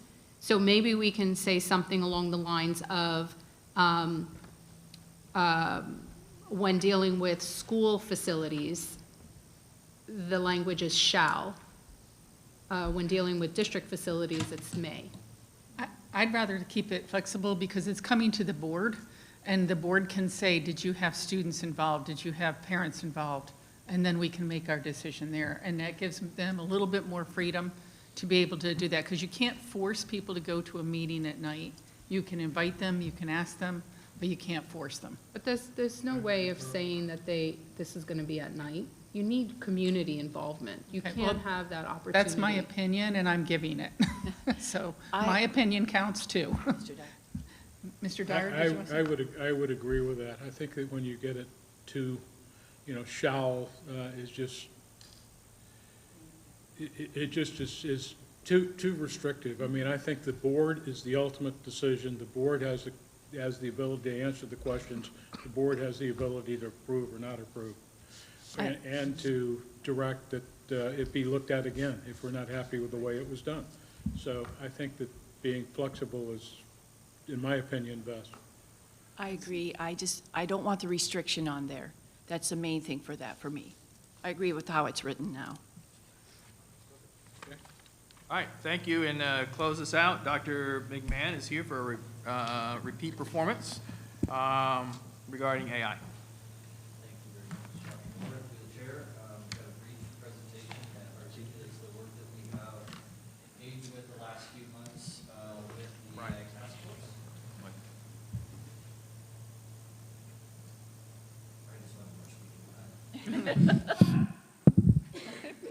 Thank you. There we go. So these are the members. I do want to take a moment just to pause and thank the members. As you can see and you look, I included their titles.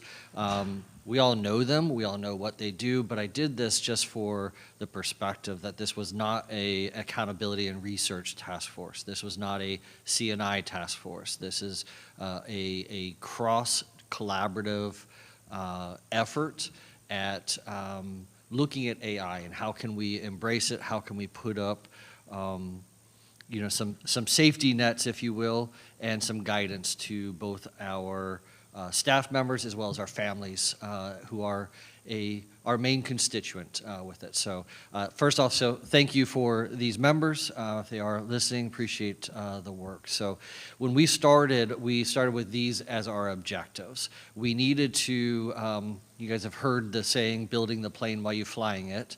We actually, I think we're in the design stages, not even building. So we were designing a plane and building it all while flying it. And so we were looking at current emerging AI tools and practice in education. We wanted some kind of framework that as departments were embracing technologies that may have had AI both or in part or fully AI tool, that they had a framework in order to judge its usefulness as well as the benefit to our students. We wanted to develop recommendations, guidelines for that responsible and effective integration. We also wanted to come to some alignment between departments. We had some tools already in place, so we wanted to make sure that everyone had a common language and they were looking at this in the same way. And then obviously providing coordination of support for those district efforts, and then ongoing to monitor the progress of AI initiatives. So this is our main list of objectives. We started with core values and recommendations. We wanted to, and I have this in paper form, I also have this broken down smaller. So if you'd like to read it off paper, I can get you a sheet. If not, Yes. I will zoom in. Thank you. Thank you. There's one for each of you.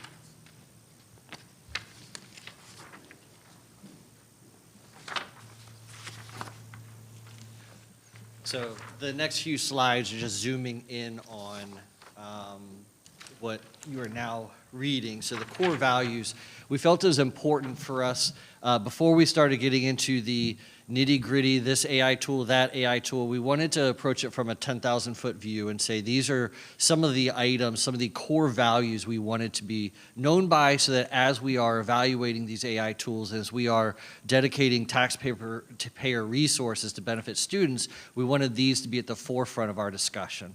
And so we went through an iterative process with the task force using AI, but also using human oversight. So we would list out core values that we personally felt important. We would push those into AI and have them summarize it. We would then evaluate that output for what we felt was important, and we would go back and forth with the AI, and this is kind of where we ended. The last step was to just to make it categorized by our strategic plan pillars. So this first pillar, connected by community, has 3 core values: protect with integrity. I think the last time I was here, that was definitely a priority of the board. And as I said, the core values did reflect a lot of the statements that you guys made. So this first one, student safety, privacy, and dignity are non-negotiable. So we are going to safeguard information, transparency, care, and accountability. How this plays out is there are a lot of tools that may have AI integrated within it. It may not even be the main thrust of what that tool is. It's just every vendor out there knows AI is a buzzword. And so when they're selling us a product, they love to say this has AI built into it. Well, we also need to make sure that that data that's being sent to them is not housed on a server that could then be exposed. So this protect with integrity is first and foremost, and it is something that as we evaluate tools, we do need to be mindful of. Act ethically. I know it goes without statement, but when AI is a new tool, we wanted to make sure that that also was at the forefront of our core values. And then finally, to build trust through transparency. Clear communication, open evaluation, shared accountability, ensure our community understands and trusts how AI is used. So I don't mind taking questions during it, or we can wait till afterwards. So I'll leave that to you. I can go to the next pillar or pause for questions. I'll leave that to you. No, we'll just after, because we Okay. can take notes. Sure. So the second one, fueled by innovation, we wanted AI as a core value to innovate with purpose, not just to grab a tool because it says it's AI, not just it's the new shiny thing out there. We needed to make sure that we understood that at the end of the day, we're about educating kids. And if we can find tools that help us to do that more efficiently or effectively, then great. But it's not necessarily, we aren't an AI industry just to come up with a tool because it's AI. We also want to accelerate what matters. Something that Dr. Moore has certainly brought to this district is this wired to learn fast. We need not just to teach kids, but we need to do it efficiently and effectively. And so we know that AI can help with those regards. And so we wanted to make sure that it is, that when we do look at these AI tools, it's accelerating that primary purpose to teach and educate our kids. And then the third pillar is driven by leadership. To empower growth in our leaders is important. AI can certainly do that. I know it has benefited my own professional experience, but we want to foster that ongoing future-focused learning. We are an educational facility. We preach teaching to our kids. We need to also embrace that ourselves. And so this core value is certainly looking at growing our stakeholder groups, whether they be students on up to staff members. And then finally, keep humans at the center. This is another one that was brought up last time I was here talking about AI. Human oversight is massive when it comes to AI. The news articles are littered with stories of whether it's an attorney submitting a brief to a judge with totally done in AI and never looked at it. There's cases that are made up by the AI. Hallucinations is what the industry calls it. And so it's vital that humans are at the center of every decision we make. I think it's been clear both from Dr. Moore, Cabinet, even verbalized by you as board members, we're not going to replace teachers.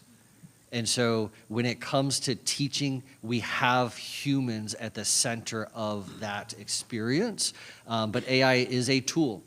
And so much like being a former math teacher, remember when graphing calculators were a big thing, and there were a lot of teachers who felt like graphing calculators or calculators in general were going to be, ruin education.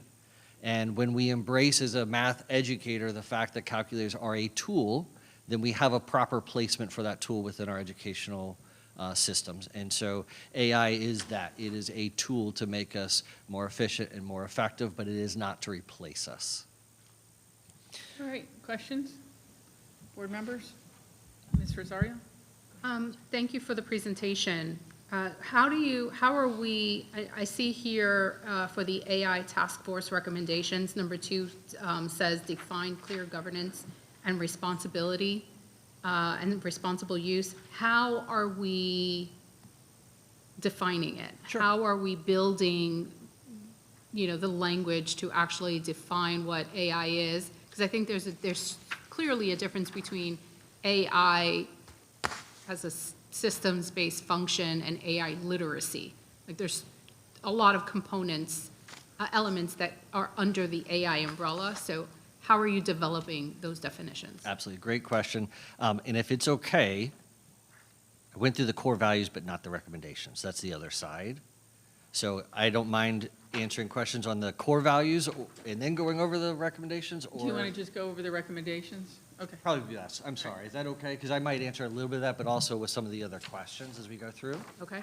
So once we had the core values, we looked at broad recommendations. These are not specific actionable items. They were more from the task force. These are broad buckets of items that we felt we needed as a task force to push the district towards.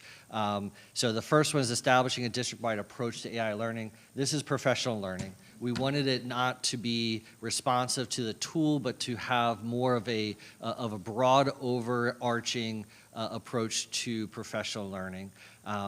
The second one is to define clear governance, responsible use expectations, which, Ms. Rosario, I believe is your question you just asked is exactly why this is on here. We need to define AI. We need to help all of our constituents know when we say AI, that is a broad term, and so we want to provide some clarity. Language matters, and so having some, some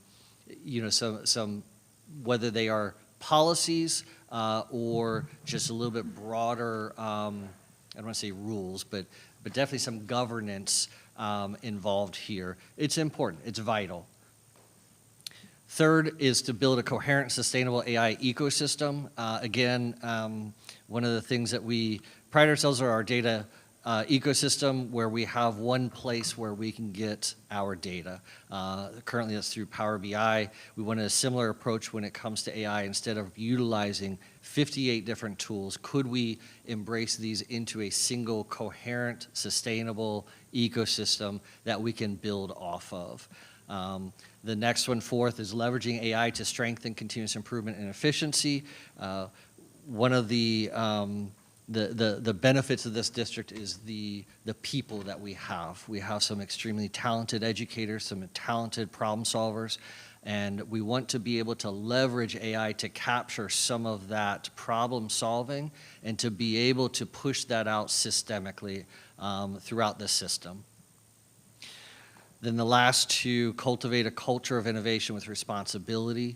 It goes along with the core values. So the idea is that it's a cultural shift to use AI to innovate, but we wanted to do that with responsibility. Instead of just going off and grabbing every AI tool out there, to have a more thoughtful approach to it, to make sure that the tools that we're obtaining are actually solving problems that we want to solve, rather than just, oh, that's a neat new toy, let's go play with it type thing. Then the last was ensure long-term readiness through strategic investment. I am glad I didn't follow the health insurance conversation with this one, but the idea is that where we put our money, where we put our human capital is where we go as a district. And so to prioritize AI readiness through that is the last recommendation. And I will say, can I go through one more slide and I will answer that question. So these are just some broad next steps. One, our task force right now, the next meeting is fleshing this out. We wanted actionable recommendations. So much of, I think, Ms. Rosario, where you were going with your question, that's where this next step is going to be answered. We as a task force would like to have, and we already have a rough draft of this, some immediate actions. These are things that we feel are things that need to be pushed out as soon as possible. The second bucket is within the next school year, and the third would be long-term targets. These are things that, as a task force, we know are important. We want to articulate and capture. Who knows, a year from now, 2 years from now, what the AI will be able to do. And so these are just things that we can place, and then we're going to take those recommendations to cabinet to be tasked out specifically. One part of it, and it kind of goes along with the immediate next steps, but guidance for leadership, school-based staff, teachers, parents, and students. That is definitely something that is on our immediate horizon. It's important. We need to make sure that all of our stakeholder groups understand how to interact with AI in a safe environment that promotes learning. And then finally, we are currently in the midst of building a AI dashboard to revolutionize our current data ecosystem, embedding some AI within that. So with that, so to get into specifics of what that looks like, I can tell you that that will be a collaboration to get to the specifics. I'm not sure that you're asking for like specific language per se. Yeah, because, I mean, if we are creating well, let's just go back a little bit. At the FSBA conference, when you presented on AI and what the district is doing, you stated that we already had an AI task force. So I believe, if I remember correctly, you did say that that was already defined. But now let me back up before you answer the question. How long has this AI task force been working? It was part of our strategic plan that the Ignite 2027, so this past fall. So we've met probably 8 times. Okay, so it's just fairly new. It's not like it's been, okay. So you're just getting up and going on this. Okay. So will the task force make recommendations to the board? No, ma'am. No. We are making recommendations to the superintendent and cabinet and leaving it to them Okay. to make those recommendations. And then, has the task force already looked at our current policy? on Not as AI? a matter of, not to the eye of how can we alter it or edit it. It was in our information gathering, one of Yeah. those first few meetings, is what policies are out there. Last thing we want to do is have a core value that was in violation of the current policies. Yeah, so we do have a policy that has that. What our current policy does not have is a really good, clear definition of AI, which I think that, with the task force, I think that would be a great recommendation through the superintendent to be able to say, we've come up with that. I know, and obviously, we have some, generic definitions out there. You can pull up frameworks from different places. I know the state the State Department of Education is working, Florida State Department of Education is working on these kinds of definitions and creating frameworks to be able to recommend for all districts. So we can probably come up with something there. But I just think that in order for, in my opinion, to be able to create all the things that you want to create here, all the recommendations and meet these expectations, we've got to know what it is and be able to define it. And I think that would help our policy, strengthen our current policy with a good, clear definition of what that is, so that then, all the other recommendations in classroom use, and then obviously, training and professional development, all those other things would just kind of follow. And how often do you guys meet? Do you all meet? Because of the nature of the staff members, you can imagine finding a time. So it's about twice a month was our initial cadence, with the hope of going more towards a monthly or if not quarterly, once we have the work kind of done. But knowing we needed to develop the core values, recommendations, the initial meeting cadence was a little bit more frequent than probably we'd like. Some of them ended up having to cancel because of something or another. Sure, But sure. Well, I think it's certainly a great beginning. I think every school district and every organization should have an AI task force with the way things are. I've already shared how I feel about AI. I think AI is fantastic, but I also think that there could be some very, very dangerous things in it or made available to students that I certainly want to be able to create safeguards so kids are not exposed. Definitely chatbots. I am not in favor of chatbots at all. And I don't know how systematically we can create some of those, I don't even know what they would be called, like the online guards or something while they're in our school. I don't know if they would be keywords, or I don't even know, but if they're using any one of our devices, can we stop that? I do think that it's important to note that while AI is a relatively new phenomenon,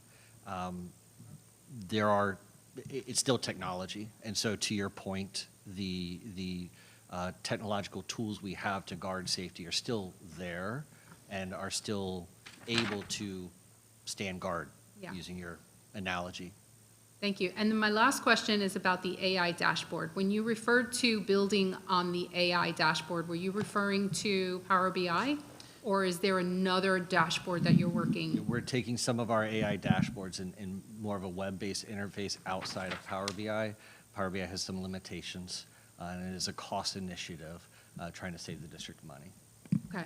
Were you involved, did you see at all the AI, I don't think you may have, but there was a presentation, a workshop at FSBA on Google Notebook? No, I was not at that, but I do know what you're referring to. I think that's great. I love it. And There's then- a number of tools out there that we've been looking at, and so when we have vendors who come in and offer the district a service, a curriculum, they usually have their dashboards they would love for us to incorporate. And rarely do we even want to see them, because we want to bring that data into our own data ecosystem. So we're asking them questions about exporting.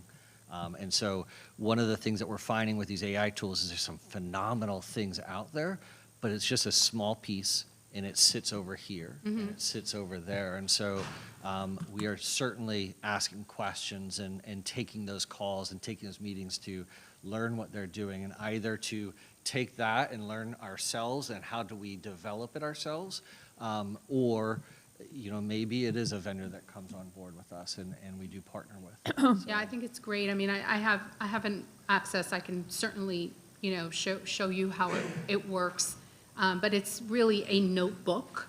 And then you can upload anything. You can upload videos, you can upload PDFs, you can upload into it, even websites, and then you can ask it like you would, like a ChatGPT, any prompt or question. Correct. You can select certain documents, so it's not all of them that they're looking at. They're only looking at, one or two of them.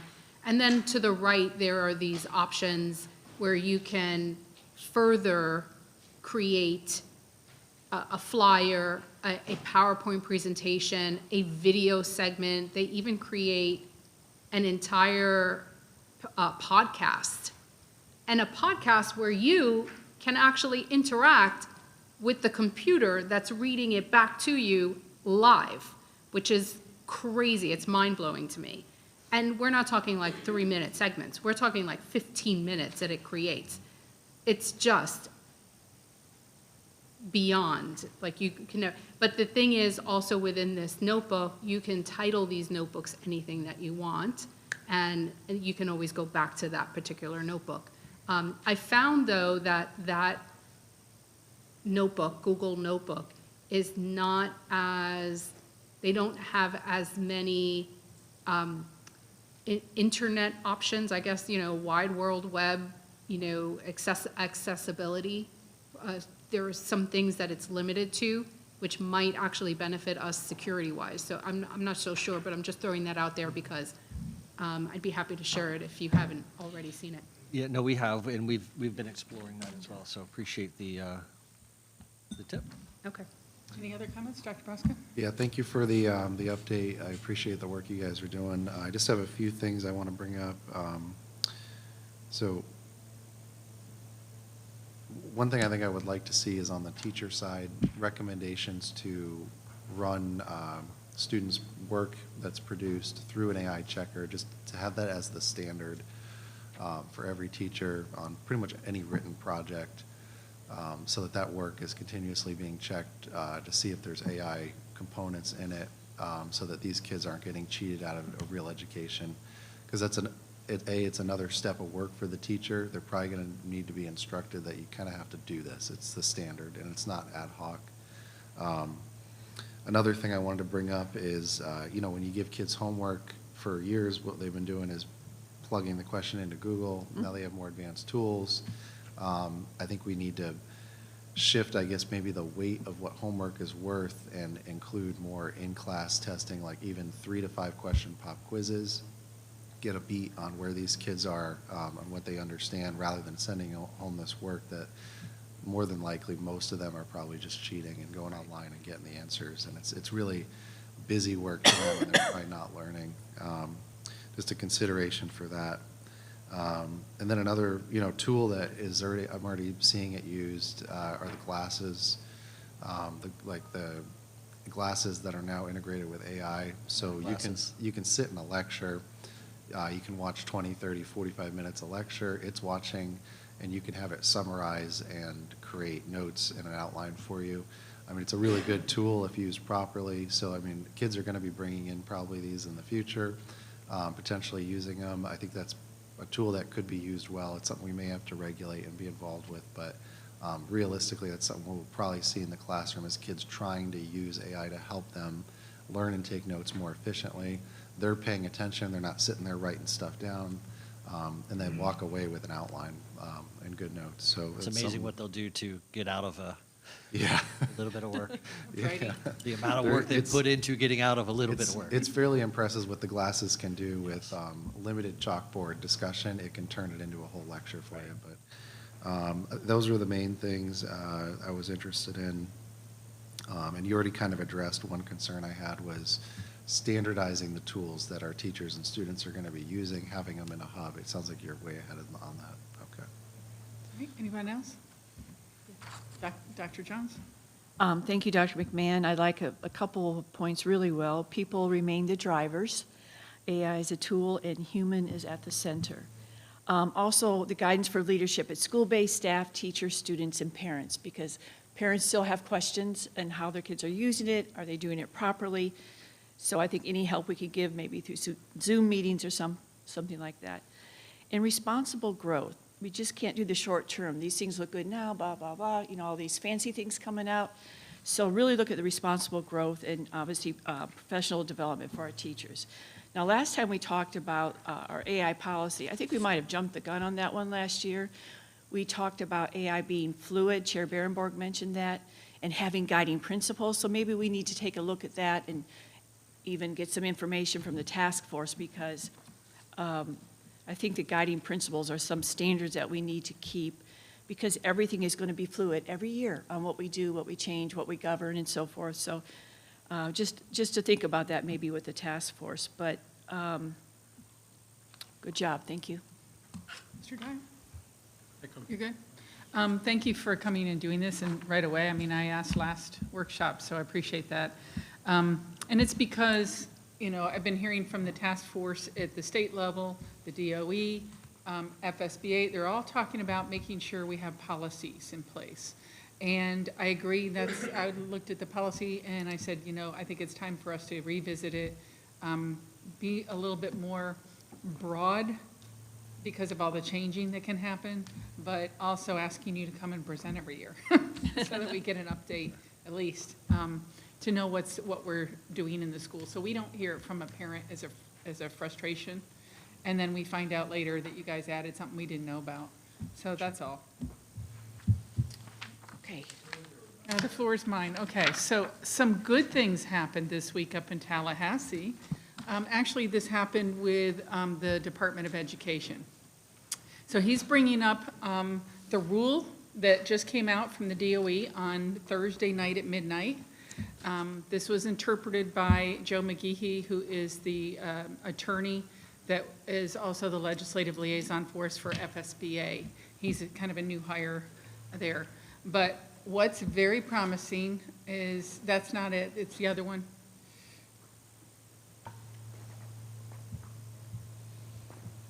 Yep, is that it? The email? Yes, that's it. If you can go scroll down. There are two things I want to bring to your attention on this. One is, well, you're going way too fast. Can you go back up to the top, please? Okay, so one big one, thank you. All right, on the next page, slowly, please. And I think it's C. Hold on. Okay, it's in here. I'm just going to tell you what it is, and we'll send this to you. The Schools of Hope operators that have sent out, I don't know how many, 300 and some applications, can only send out 5 with this new rulemaking. And if they want to add a 6th one, they have to remove one of them.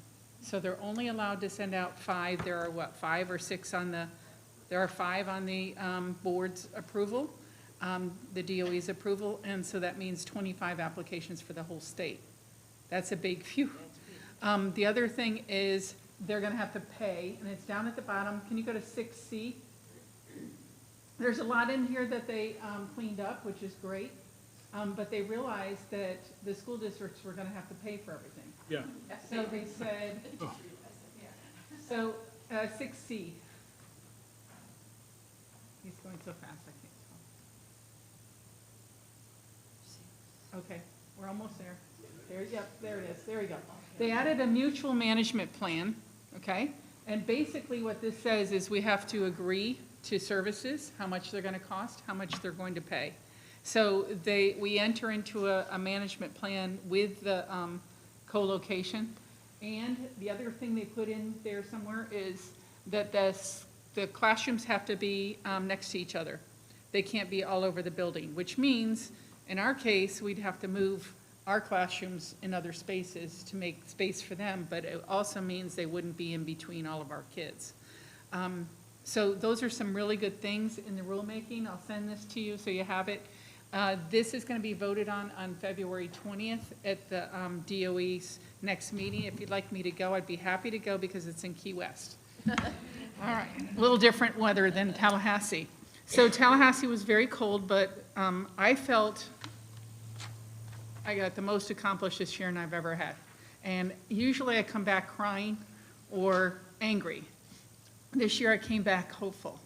And it's because of the conversations. They're starting to understand that, oh, wait a minute, 75% of the kids in the state of Florida get educated by public schools. And so 75% of parents out there are starting to say, wait a minute, you got to draw the line, you got to do some accountability. So can we put up the PowerPoint, Chris? So I had several quick meetings. Rep. Rizzo, he chairs an education committee, and Rep. Blanco, and he's on that committee as well.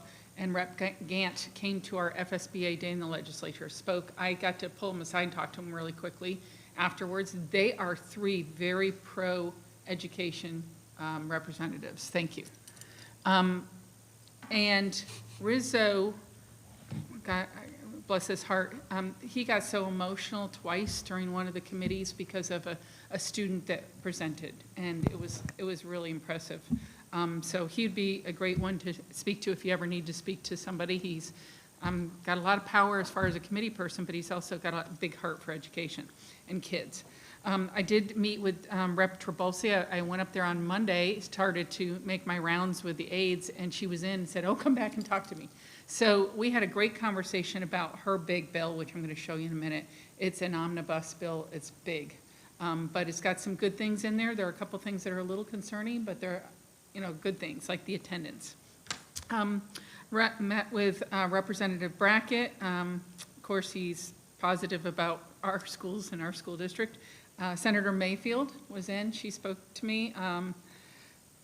Senator Gates, got to take a picture with him, and he's the one that brought forward 318. 318 is the bill that was passed unanimously on the Senate floor the first day that said that there needs to be some accountability to all these scholarships.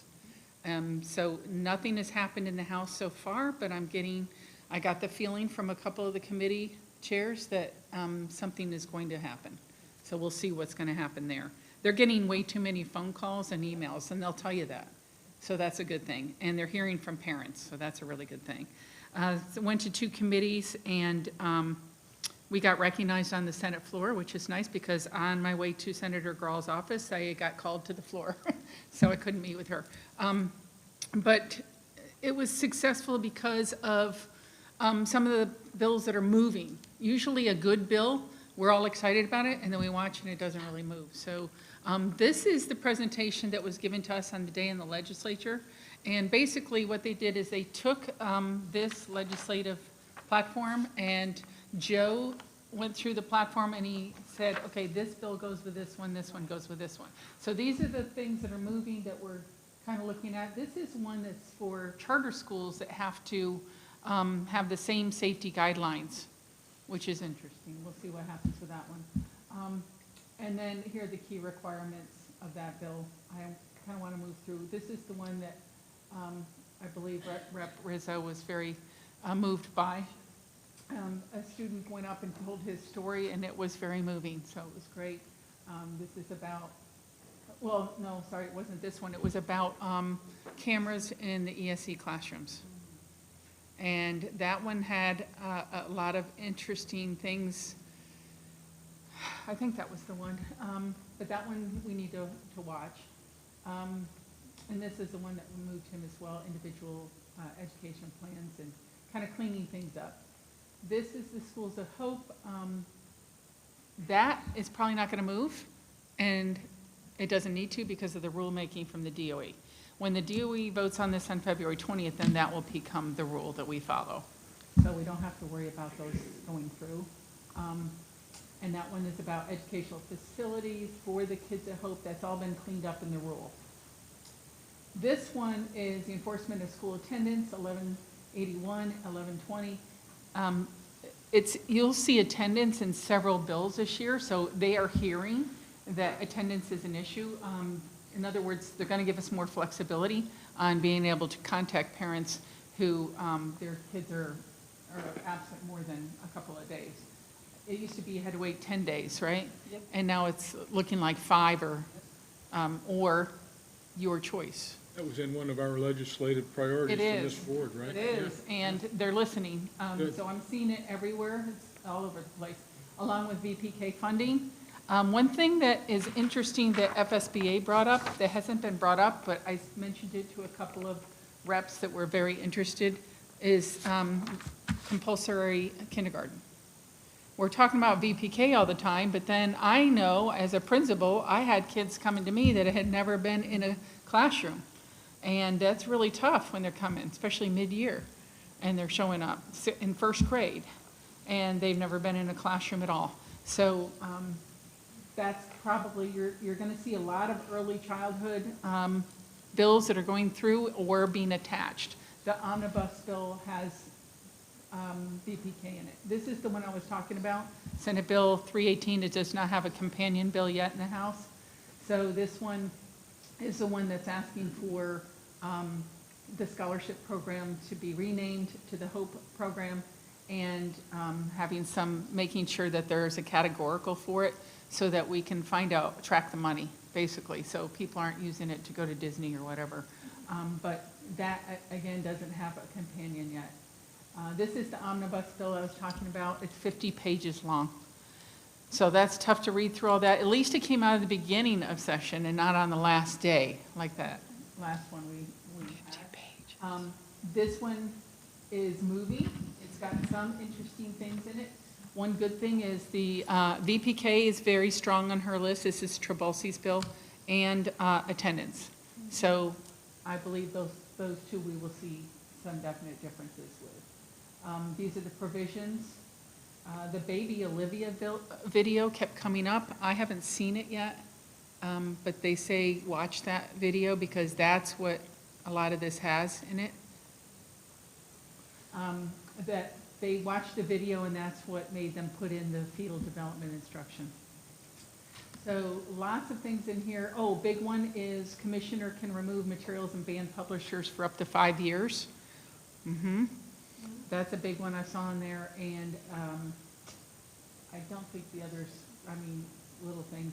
The educator certificate, they're going to be able to expand it a little bit more so that it doesn't take so long to get teacher certified and get into classrooms. Those are two amendments that have already happened. You'll probably see more amendments with this.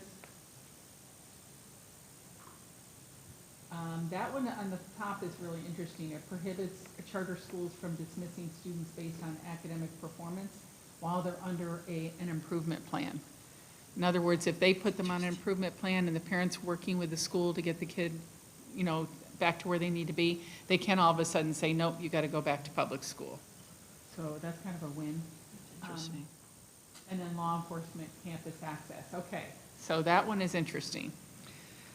There was a school in St. Lucie County that did not allow a K-9 unit to come through and sniff.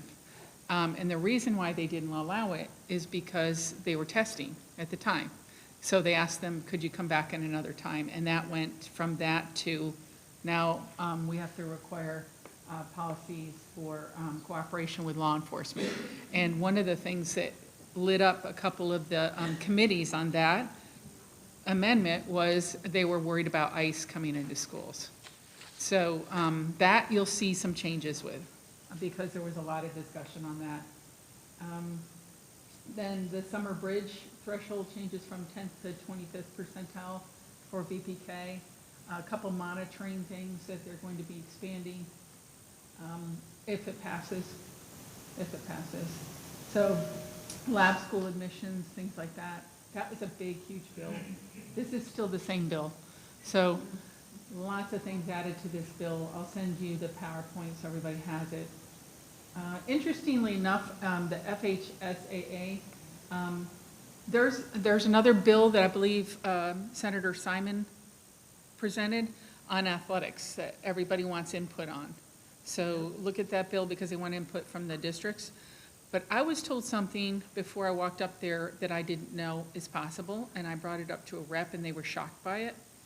And I was a little surprised by it too, that a student can play a sport on one of our teams, then they can transfer to another school's sports team, but stay in our school and just go back and forth for another sport. In other words, they can play football for us, they can play basketball for somebody else, and they can play track and field for somebody else, and they still can stay in our school the entire year. Yeah, but school choice, they said that the intent of school choice was you choose your school and all the other things you want to do with it. We get that, like homeschoolers can play on teams and things. But this is a little more than school choice. This is picking and choosing and changing all the time. Didn't like something a coach said, went to another school to play basketball, but stays at the same school. And that's, to me, that's crazy. So, yeah, I brought it up to 2 reps and a senator, so hopefully we might see a little bit of change on that. All right, so these are the states of the platform items of FSBA. Green is, it's already kind of moving in a good direction, we think. Yellow is, we're hoping it's moving in direction, and red is killed. It never had a bill. And then white is something that we won't hear those two until the budgets are finalized. So the budget making process is starting already. The Senate is meeting to do their budgeting. The House is meeting to do their budgeting. You won't see all that happen and finalize until the very end. What happens is the subcommittees get their budgets, they work them out, and then they send them up to the committees, and then the committees work them out, and then they send them up to leadership. But if they don't agree, then it just gets shifted up for the next one to decide. So it gets really interesting towards the end of session when that happens. So that's my report from Tallahassee. Things are moving, I think, in a better direction for public schools than I've ever seen in the last, couple of years. But they also know that it's a tight budget year, very tight. So they got to be careful with that scholarship money because I think they had budgeted so much money for scholarship and then it exploded and it became so much more that they're having a hard time with that budget. So that's it. Ms. Berenberg, I just want to thank you for all of that information. I want to thank our community, our teachers, our people. Emailing and calling your representatives will make a difference when those calls go in. We all had issues with Schools of Hope, and they're at least looking at that. And I could talk an hour about the FHSAA bill, but I will not. Yep, you're right. They said they've gotten so many calls about Schools of Hope and last year about the CTE programs. Remember, they were going to either cut them or do something to them. And the parents, and the parents mobilized, and that makes the biggest difference. Parents and community members calling and sending letters makes the biggest difference. I want to add one thing, Dr. Moore, about our 2 high schools. And again, I've been at the state level. We are very, very fortunate that the vast majority are loyal to their high schools. Doesn't happen very often. No, but it is happening here with the students moving around and going to school and, All right, unless anybody has an objection? Yes, you have an objection? to call the meeting. I had another comment. on Oh, the meeting, sure. If I could. I thought today was actually a very good workshop. I think we got a lot of discussion out, especially on the healthcare and what we're needing to do with our insurance programs, really a thorough understanding, so I really appreciate everything that you've done. I have maybe 2 points about the workshop. You know, the workshop to me, as I've sat through this now for the last 13, 14 months, it is really the only time a board under sunshine has a chance to really talk things out and to really have a real discussion on it. So I think it's kind of sacrosanct in a lot of ways. I think it really is good that we can really listen and hear. This is done without public discussion just for that reason. There's plenty of time to hear on any topic at a board meeting from the public, but this is supposed to be between us to try to really understand and to dig deep like we did today into the health insurance thing. I must say that I got emails last night at around, I don't know, sometime last night when I went on, regarding discussions that I think were had or postings that were made to public media and then follow up and clean up on emails, clean up on aisle 6. I think that it really poisons the well. And I don't think it's a good thing. It's the second time this has happened. And I don't think that we as a board should really do that. I think it really undermines the board itself and the way that we process and do work. I think it undermines the superintendent and his staff and the work that they've done. If we listen, as we listen to the facts today, a lot of the concerns that were raised, he had already solved. He said, we're not going to pass a cost increase on until April. We were just getting what our consultants had told us that the options were. So I really think that we ought to figure out how we can work together better as a board in the way that it's intended under the Sunshine Law, and think that that is good. And then there's another one, probably less important, but important nonetheless. It's now, we've been at it for 4 hours. I think that in the regular board, when we're on the dais, we're supposedly limited by policy to 8 minutes on a topic before you pass it on and let everybody have a chance to talk, and then you can get back in queue and talk all you want, and we'll keep going around. But it's limited to 8 minutes, and I just think that there's probably, we need to adopt that for our workshops too. I think it would make them more efficient and make sure that everybody has a chance to participate. Those are my points, and you can ring the gavel. All right, thank you. I adjourn this meeting at 4:01.